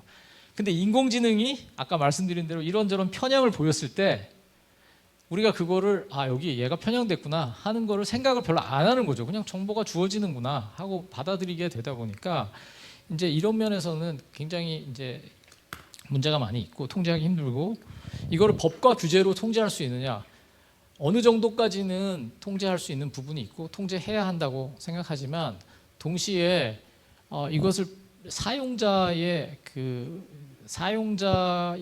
지혜가 많이 필요합니다. 그래서 저는 아이들에게 디지털 교과서를 하고 AI를 교육을 많이 시킬 게 아니라, AI가 이런 한계가 있고 이런 통제 불능 상태가 있다 하는 것을 경고하고, 계속 AI를 그렇게 열심히 쓰다가는 바보가 된다.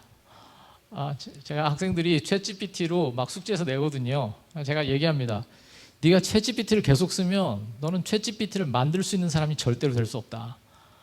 챗GPT를 만드는 사람은 챗GPT를 쓰는 사람이 아닙니다. 그래서 이제 사람이 완전히 두 갈래로 나뉘게 될 텐데, 저는 미래 세대를 교육할 때는 굉장히 신중해야 되고, 지금 AI 기술은 아직도 확립된 기술이 아니기 때문에 굉장히 조심해야 되고, 여러 가지 규제들이 많이 필요하다고 생각을 합니다. 최근에 교육부 장관도 자기가 매우 급했다는 걸 이제 인정을 했습니다. 그래서 전격적인 디지털 교재 이거는 지금 유보가 돼서 다행입니다. 아주 다행입니다. 그렇게 됐고요. 그리고 이 AI 관련해서는 아까도 제가 말씀드렸던 제프리 힌턴과 같은 이런 사람들은 관련 동료들과 함께 하루 빨리 시급하게 이 AI 관련해서 이 관리 혹은 통제 매뉴얼이 국제적 협약 관계를 통해서 이루어져야 된다라고 지금 제안을 하고 있고, 그렇게 이제 준비를 하고 있다는 얘기도 제가 듣긴 들었습니다. 제가 한 가지만 이제 이게 기술이 같이 해가지고 통제가 되냐, 막 경쟁하는 상황에서에 대해서 매우 비관적으로 생각하는 경우도 있습니다만, 생각해 보시면 완벽하게 잘 통제를 하고 있지는 않지만, 예를 들어서 핵무기를 우리가 세계적으로 어느 정도 통제를 합니다. 그래서 핵무기 가진 나라들은 다 보고해야 되고 감시도 하고 경고도 하고 하는 것들을 하고 있거든요. 또 환경 규제와 관련해서도 많은 나라들이 이제 같이 합력해서 이제 공동의 위기 의식을 느끼면 그걸 합니다. 이제 AI에 대해서도 시민들이 그것에 대해서 공동의 위기 의식을 느낀다면은, 그러니까 제프리 힌턴 같은 분들의 그런 말을 좀 귀담아 듣고 그렇게 한다면은 거기서 동력이 생기고, 그 동력이 생긴다면은 그런 합의도 가능하다고 생각합니다. 예, 또 다른 질문 받겠습니다. 예, 제일 뒤에 계시는 분.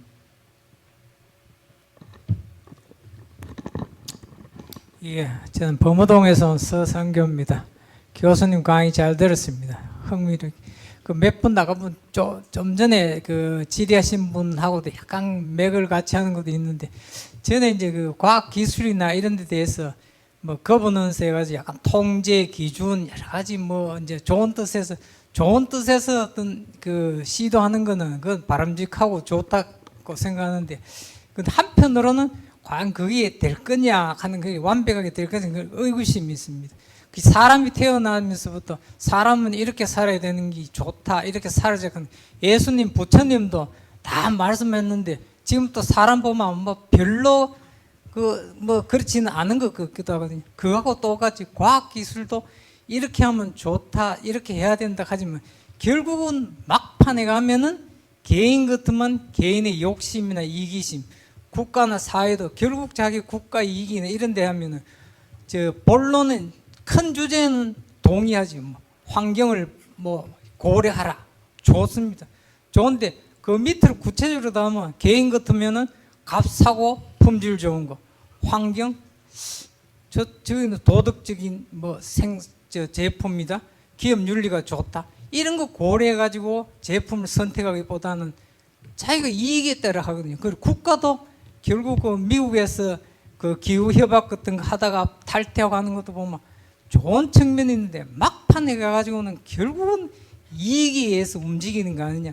저는 약간 세상을 그렇게 보기 때문에 과학기술이 거버넌스도 뜻은 좋은데 마지막에는 결국 그렇게 안 가겠냐 하는 약간 비관적인 생각을 해봅니다. 교수님 생각 어떻습니까?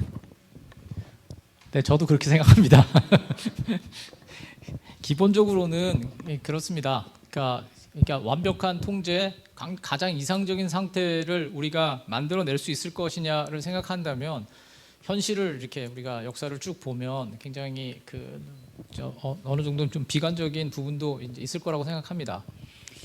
그러나 동시에 사람에게는 또 놀라운 능력이 있어서 때로는 자기를 희생하는 사람들도 있고 또 옳은 것을 위해서 자기 이익을 포기하는 사람들도 있습니다. 그 사람들이 대다수는 아니지만 그러나 그런 사람들이 있고 그런데 놀랍게도 교과서에는 주로 그런 사람들만 우리가 쓰지 않습니까? 교과서에 사람이 살다 보면은 뭐 예수님도 부처님도 좋은 얘기 다 했지만 사람 사는 게 다 그렇다, 다 자기의 이익을 따라서 살게 되어 있다라고 우리가 가르치지를 않습니다. 그건 뭐냐면 그래도 우리가 그렇게 어떤 자기를 희생하고 좀 더 옳은 길을 갔던 것이 우리한테 장기적으로 봐서 바람직하다는 걸 우리가 확인을 했기 때문에, 그런 사람들 덕을 봤기 때문에 우리가 교과서에 그걸 실어놓고 이제 아이들한테, 그 아이들도 결국 이기적이 될 거라는 걸 알면서도 이제 가르치는 거죠. 그런데 저는 이게 이제 그 균형의 문제이지 완벽한 해법의 문제라고 생각하지는 않습니다. 그러니까 당연히 구글이나 뭐 페이스북이나 이런 회사들이 자기 이익을 향해서 막 가는데 제프리 힌턴 같은 분이 막 땡긴다고 해서 갑자기 막 어느 날 회개하고 확 돌아서지는 않겠지만, 그러나 이렇게 영향력 있는 한 사람이, 그리고 전문가가 여기 문제가 있다라고 이야기를 하는 것과 하지 않는 것 사이에는 엄청난 차이가 있다고 생각하고, 시민들 중에 일부가 이거는 문제다라고 생각하는 것과 그런 시민이 없이 그냥 뭐 할 수 없지 뭐 이렇게 되는 것 사이에는 큰 차이가 있다고 생각을 합니다. 그러니까 그래서 이제 전문가들이 뭐 모두가 다 책임 있는 전문가가 되지는 않겠지만, 그러나 그런 분들이 있을 때에 가지는 영향력은 매우 클 거라고 생각을 해서, 결과가 좋을 것이냐는 이제 두고 봐야 할 문제이지만, 그러나 있는 문제들에 대해서 우리가 차근차근 문제를 제기해 나가는 것은 굉장히 중요한 과정이다, 그렇게 생각합니다. 네, 감사합니다. 네, 고맙습니다. 예, 또 다른 질문 받겠습니다.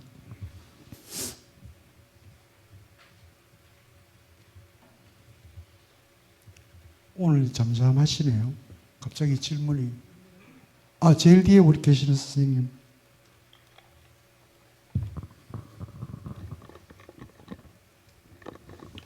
예, 교수님 강의 잘 들었습니다. 저는 뭐 질문하시는 분이 없길래 그냥 질문을 드립니다. 아까 교수님께서 그 챗GPT 말씀하시면서 학생들에게 너희들이 챗 GPT만 쓰면 만드는 사람이 못 된다 이렇게 말씀하셨는데 저는 생각을 좀 달리 합니다.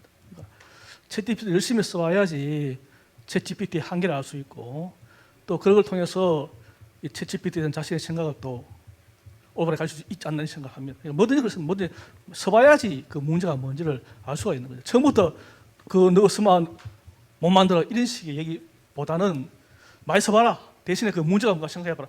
이게 더 낫지 않나 이런 생각이 들고요. 다음에 또 한 가지는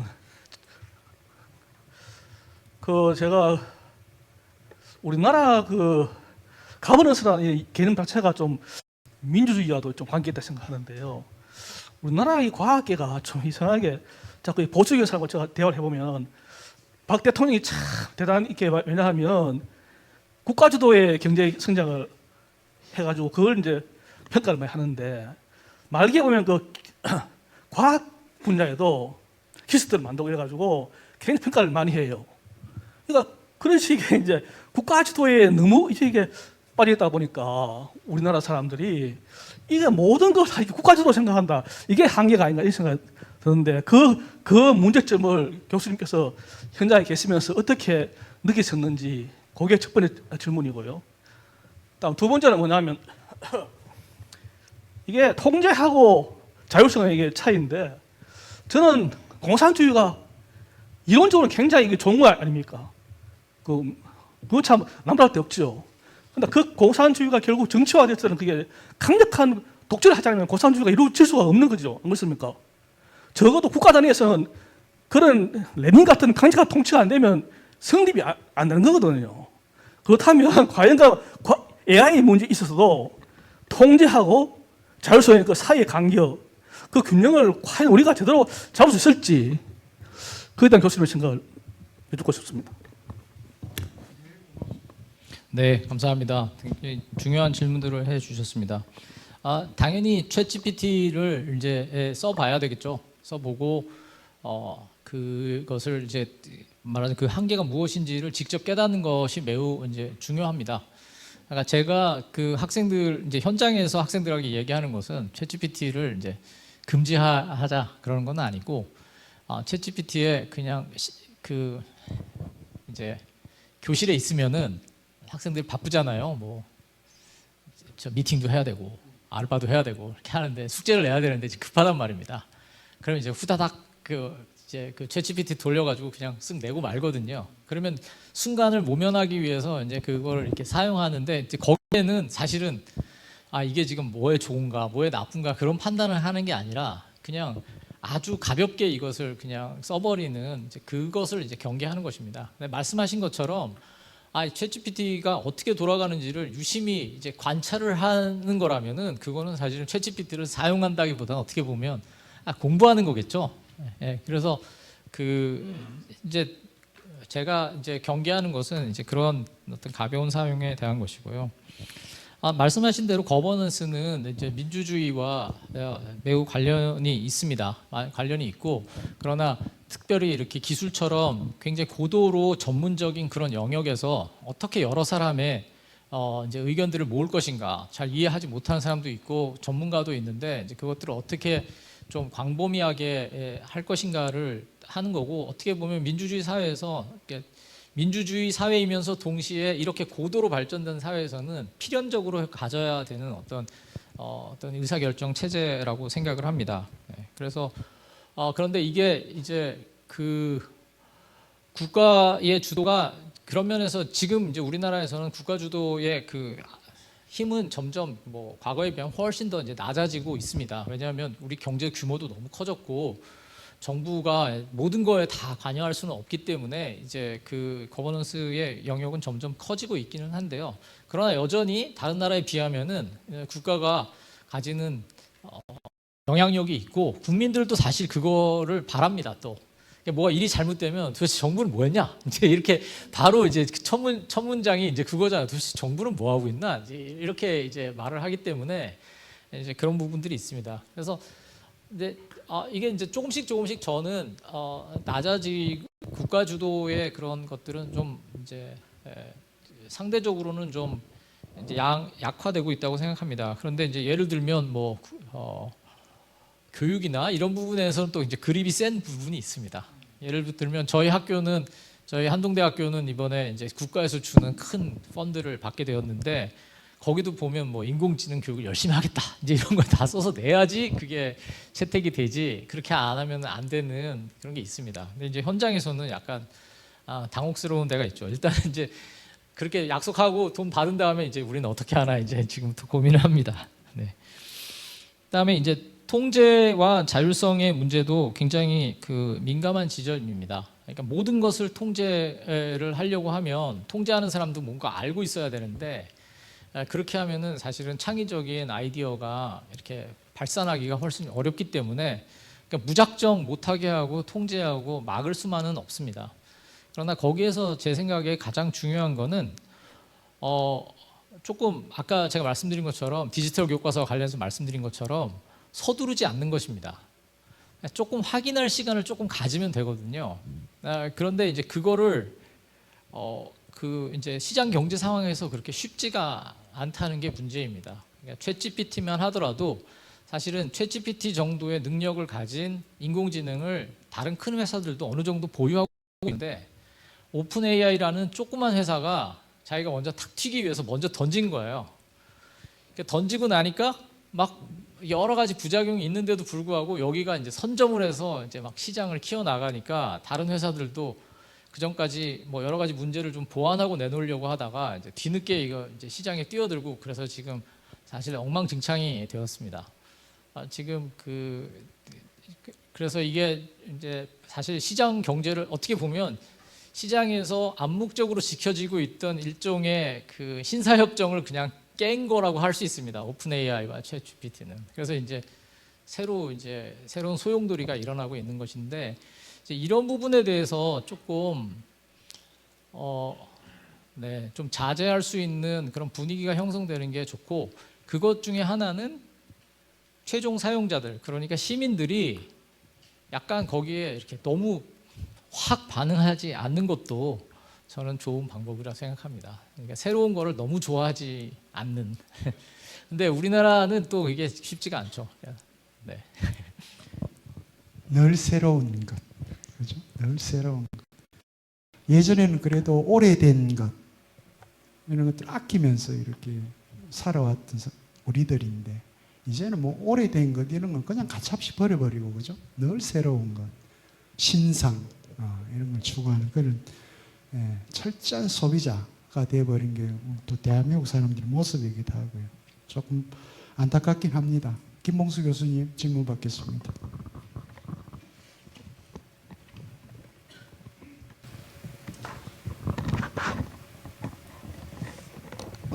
봉덕동에 사는 김봉수입니다.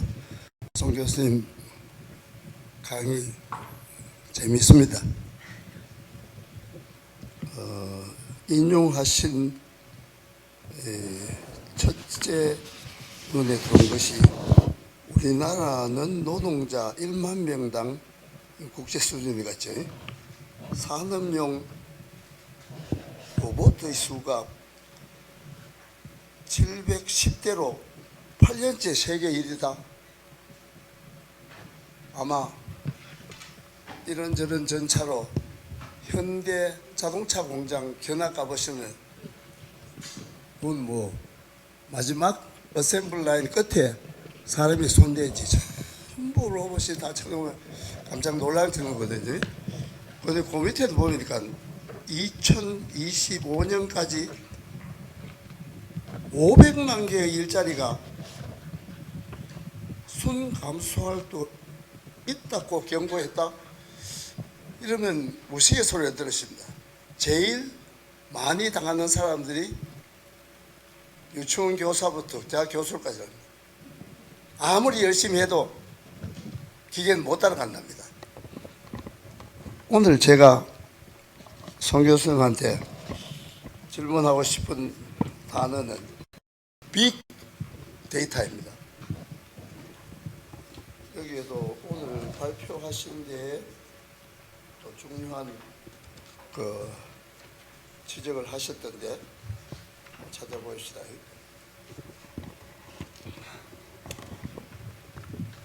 포스트 휴먼 시대를 특정 짓는 세 가지를 이게 왜 중앙집권적 특징을 가진 일반적인 접근을 쉽게 수용하지 않는다는 지적을 첫째 빅데이터, 두 번째 인공지능, 세 번째 생명공학을 지적하셨는데 이 빅데이터는 읽으면 제일 처음 세 글자로 빅토리 V를 썼는지 첫째 보니까 이제 양, 둘째 V는 보니까 속도, 마지막 V는 브라이트를 그래가지고 이제 다양성. 그럼 이걸 어떻게 사용하느냐? 어느 사람이 어떻게 접근하느냐에 따라서 그 내용이 조금 틀리는데 제가 읽어서 첫째 보니까 제품 개발, 두 번째가 예측 문제 내지 보수, 세 번째가 고객 경험, 네 번째가 사기, 거짓말 시키는 혹은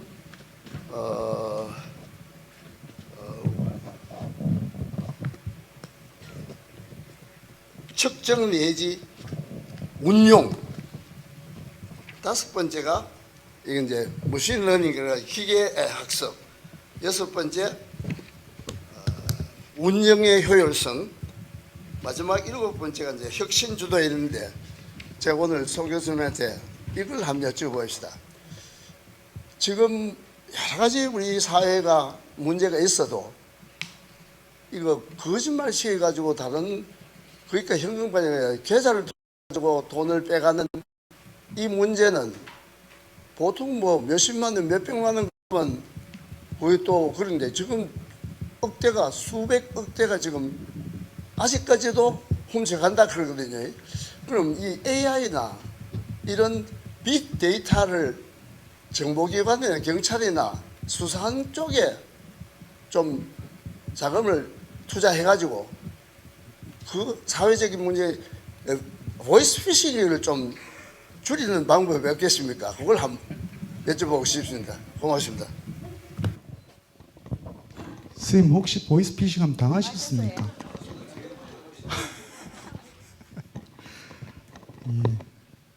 예. AI 뭐 적용과 관련해서 답변해 주시죠. 네, 뭐 이미 이제 일정한 노력을 하고 있을 거라고 생각은 합니다. 근데 보면은 보이스피싱을 막을 수 있는 것보다는 보이스피싱을 더 잘하는데 사용될 가능성이 훨씬 많아 보입니다. 지금으로서는. 네, 그러니까 목소리도 흉내 낼 수 있거든요. 이제 그러니까 제가 지금 오늘 강연 1시간 정도 했으면 이거 지금 이제 유튜브로 다 있잖아요. 그걸 다 녹음한 다음에 제 목소리를 이제 학습을 시킵니다. 학습을 시키면은 저희 어머니한테 제 목소리로 다른 말을 하게 할 수 있습니다. 네, 그게 이제 점점 가능해지고 그게 좀 약간 뭐랄까 굉장히 잘 만들지 않아도 뭐 저희 어머니가 귀도 약간 어둡고 한데 대충 제 목소리 같으면 그냥 아들인가 보다 하시지 않겠습니까? 그러니까 사실은 그렇게 해서 이용당할 가능성들이 훨씬 많고 그거를 거꾸로 추적해가지고 뭐 일이 터진 다음에 범인을 잡는 데도 물론 기술이 사용되기는 하겠습니다만은 그렇게 그 기술은 오히려 옛날 범인 잡는 기술로 하는 수밖에 없을 것 같습니다. 근데 지금 방금 말씀하신 보이스피싱 같은 문제는 앞으로 굉장히 심각한 문제가 될 겁니다. 네. 왜냐하면 상대적으로 간단한 그 과정을 통해서 어린아이들이 이렇게 장난을 많이 칠 수가 있거든요. 최근에 딥페이크 이제 그 기술을 이용해 가지고 뭐 중학생들이 뭐 저기 사진 가지고 뭐 어떻게 했다 이제 이런 이야기들 이제 많이 들으셨을 텐데 이게 무슨 대단히 복잡한 기술이 아닙니다. 대단히 복잡한 기술이 아니고 그게 사실은 복잡한 기술이죠. 복잡한 기술인데 그걸 사용하는 게 너무 쉽습니다. 그러니까 그 장난이 아니라 그 범죄를 저지른 꼬마들이 무슨 굉장히 AI로 공부를 많이 해가지고 그런 게 아니고 그냥 그 자기들을 선에서 간단히 할 수 있는 조작을 통해서도 그런 엄청난 일을 할 수 있기 때문에 뭐 굉장히 심각합니다. 앞으로도 더 심각해질 거라고 걱정하고 있습니다, 다들.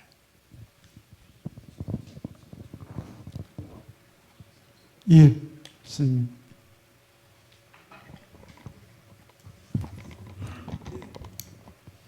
저는 신암동에서 온 최상원입니다. 오늘 교수님의 강의 잘 들었습니다. 오늘 52만 명이 시험을 치는데 전에는 말입니다. 공대나 문과대학이 완전 구별이 되었는데 AI 나오고부터는 물론 지금 뭐 카이스트나 포항공대, 한동대는 제가 잘 모르겠습니다만 공대나 이과가 완전 AI 그 배우는 공부하는 방향이 완전히 틀리시는지 아니면 문과에서는 그런 거에 대해서는 공대만큼 이렇게 하지는 않는지 오늘 저 손자도 오늘 시험을 치는 얘기가 있는데 공대를 가려고 합니다. 뭐 포항공대 갈 실력은 안 되겠지만 공대를 가려고 하는데 문과하고 이과이고 그쪽에는 머리가 좀 튀어가지고 학교에서 수능을 치면 1등급도 되고 뭐 참 이런 정도로 항상 했었는데 한 번은 학교에서 이제 원서냈을 때 여학생들이 뭐 그런 걸 좀 잘한답니다. 등급이 바뀌어가 그랬는데 네가 왜 이쪽에서 잘하는 거야? 1등을 여학생한테 주려고 그런 걸 그래. 우리 아버지가 공대 계통에서 30년 했는데 그쪽은 공부 1등 하는 여자 쪽보다는 좀 안 낫겠습니다 하면서 오늘 먼저 원서를 내긴 냈다는데 공대하고 문과대학하고 AI 관계 이런 거는 뭐 차별이 있는지 그런 이야기를 좀 해주셨으면 고맙겠습니다. 물론 이제 공대에 이제 여러 과가 있는데 공대에서는 물론 AI를 사용하는 비중이 훨씬 더 높아지고 있습니다. 이제 문과에서는 상대적으로 AI 자체를 배우는 거는 이제 상대적으로 좀 덜한데요. 근데 요즘은 이제 학교들에서 문과 학생들에게도 AI와 관련한 일정한 지식을 좀 가지도록 하려고 노력을 좀 많이 하고 있습니다. 왜냐하면은 이게 이제 최소한 어떻게 돌아가는지는 이걸 파악을 하고 있어야지 이제 거기 그 나중에 일을 할 때나 적응을 잘 할 수 있기 때문에 그렇기는 한데요. 그러나 이제 공대에서의 AI 비중은 굉장히 많이 높아지고 있습니다. 그래서 옛날에는 뭐 컴퓨터 공학이나 전산을 하는 사람들만 이제 AI에 좀 뭐 AI나 컴퓨터에 좀 관심이 있었다면은 요즘은 이제 뭐 기계공학이나 아니면 심지어 이제 생명공학 이런 데서도 굉장히 많이 합니다. 또 이제 경영이나 경제 같은 분야에서도 그 AI를 같이 공부하는 경우가 많이 있습니다. 그래서 그걸 연결해 가지고 그 이제 그 뭐 사용자 분석을 한다든지 하는 것들을 하기 때문에 많이 하고 네. 특별히 또 이제 뭐 직접 AI는 아니지만 통계가 굉장히 중요해지고 있습니다. 여러 분야에서. 그래서 이제 통계를 공부를 해서 그걸 가지고 AI 쪽으로 진출을 하기도 하고 또 다른 분야에서 많이 사용을 하기도 하고 그런 것 같습니다. 네. 손자분이 오늘 시험을 잘 치셨으면 좋겠습니다. 예, 고맙습니다. 예, 또 다른 질문 받겠습니다.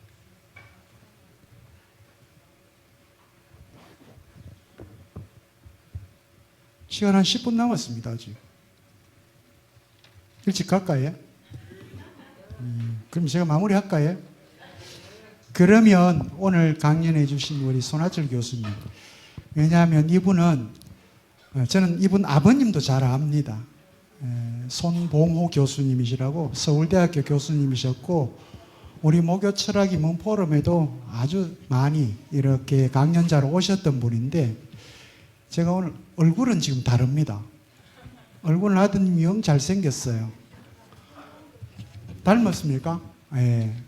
근데 목소리가 아버님은 목소리가 굉장히 크락하락 하시거든요. 그런데 우리 손아철 교수님도 그 목소리가 남아 있어요. 아버님의 그 목소리가. 지금도 아마 아버님은 이렇게 사회 활동을 하고 계시고 특히 이 사회에 대한 지대한 관심을 갖고 계시고 또 그렇게 어른으로서 역할을 하고 계시는 분입니다. 아주 뭐 그러다 보니까 이렇게 또 훌륭한 자제분도 이렇게.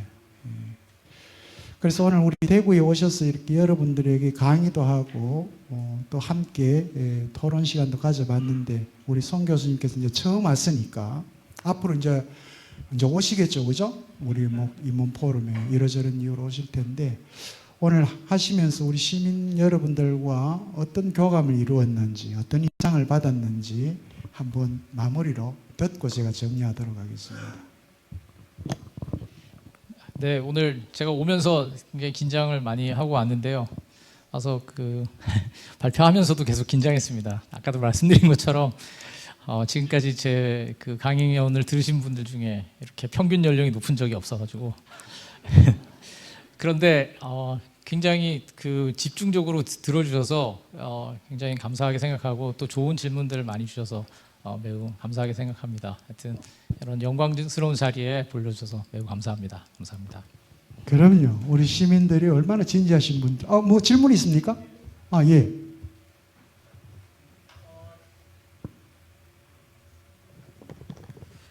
교수님의 아버님께서 손봉호 교수님 하니까 제가 질문이 생각났습니다. 왜냐하면 제가 역사를 전공했기 때문에 손봉호 교수님의 함자는 많이 들어봤고 또 책도 좀 읽었기 때문에 제가 갑자기 질문이 생각났습니다. 혹시 댁에서 아버님은 인문학을 하시고 아드님은 이제 결과적으로 어떤 좀 이과적이라고도 할 수 있지 않겠습니까? 그렇다면 혹시 대화를 하실 때 혹시 충돌점이 있으셨는지 어떤 점이 그러셨는지 좀 말씀 주시기 바랍니다. 네, 저는 아버지와 사이좋게 잘 지내고 있습니다. 네. 전공 분야가 달라서 좋습니다. 철학하신 분들이고 전공이 조금 다르긴 하지만 두 분 만나시면 고준 담론을 이렇게 하시겠죠. 그럴 것 같습니다. 2020년에 4년 전에 중앙일보에서 우리 대한민국 시민들을 대상으로 블라인드 조사입니다. 누가 이렇게 없이 블라인드 조사를 또 했는데 그때 블라인드 조사에 응했던 시민 여러분들이 내놓은 대답입니다. 직장인 10명 중에 1년 동안 7명이 번아웃을 경험한다. 이런 표현을 했습니다. 2020년입니다. 4년 전에. 대한민국이 그렇습니다. 번아웃입니다. 번아웃. 완전히 자기의 모든 에너지를 다 불살라 버린 거죠. 그죠? 완전히 소진된 겁니다. 하루 일상이 그냥 무기력하게. 그러니까 1년 동안에 그런 걸 10명 중에 7명이 경험한다는 거죠. 그게 우리 한국 사회입니다. 그러니까 아이들이 수능 시스템 안에서 경쟁 체제만이 아니에요. 대한민국 전체가 그런 경쟁 시스템입니다. 끊임없이 설계를 하면서 설계 강박에 빠져가지고 승리해야 된다라고, 패배해서는 안 된다라고 하는, 뒤떨어져서는 안 된다라고 하는 이 논리예요, 지금. 그러나 아까도 우리 강의자 선생님께서 얘기하셨던 것처럼 이 자리에 오시는 시민 여러분들은 그런 논리에서 벗어나 있고, 그래서 좋은 삶이 뭔가를 늘 고민하고 계시는 분들이고, 그래서 우리 사회가 지금보다는 조금 더 나은 사회로 나아갈 수 있도록, 그러니까 시민 여러분들이 또 함께 해 주셔야 될 것 같고요. 그래서 다음 주제도 이제 그렇습니다. 이 경희대학교의 법학전문대학원의 서윤호 교수님을 모시고 인간 존엄의 문제입니다. 결국은 우리가 이제 돌아가는 부분인데 이 포스트 휴먼 시대 인간 존엄이라고 하는 걸 다시 한번 이렇게 생각해 보는 그런 시간을 또 갖도록 하겠습니다. 예, 다음 주에도 오늘처럼 이렇게 건강한 모습으로 이 자리에서 여러분들 만날 수 있도록 하겠습니다. 다시 한번 오늘 여러분들하고 함께 해주신 손아철 교수님께 큰 격려의 박수 부탁을 드립니다. 다음 주부터 10도 이상 훅 떨어진다 그러네요. 그죠? 예, 그러니까 갑자기 또 이렇게 기온 변화가 심하면 환절기에 감기 조심하시고요. 항상 건강 조심하시고 다음 주에서도 이 자리에서 여러분들 밝은 모습으로 뵙도록 하겠습니다. 안녕히 돌아가십시오. 고맙습니다.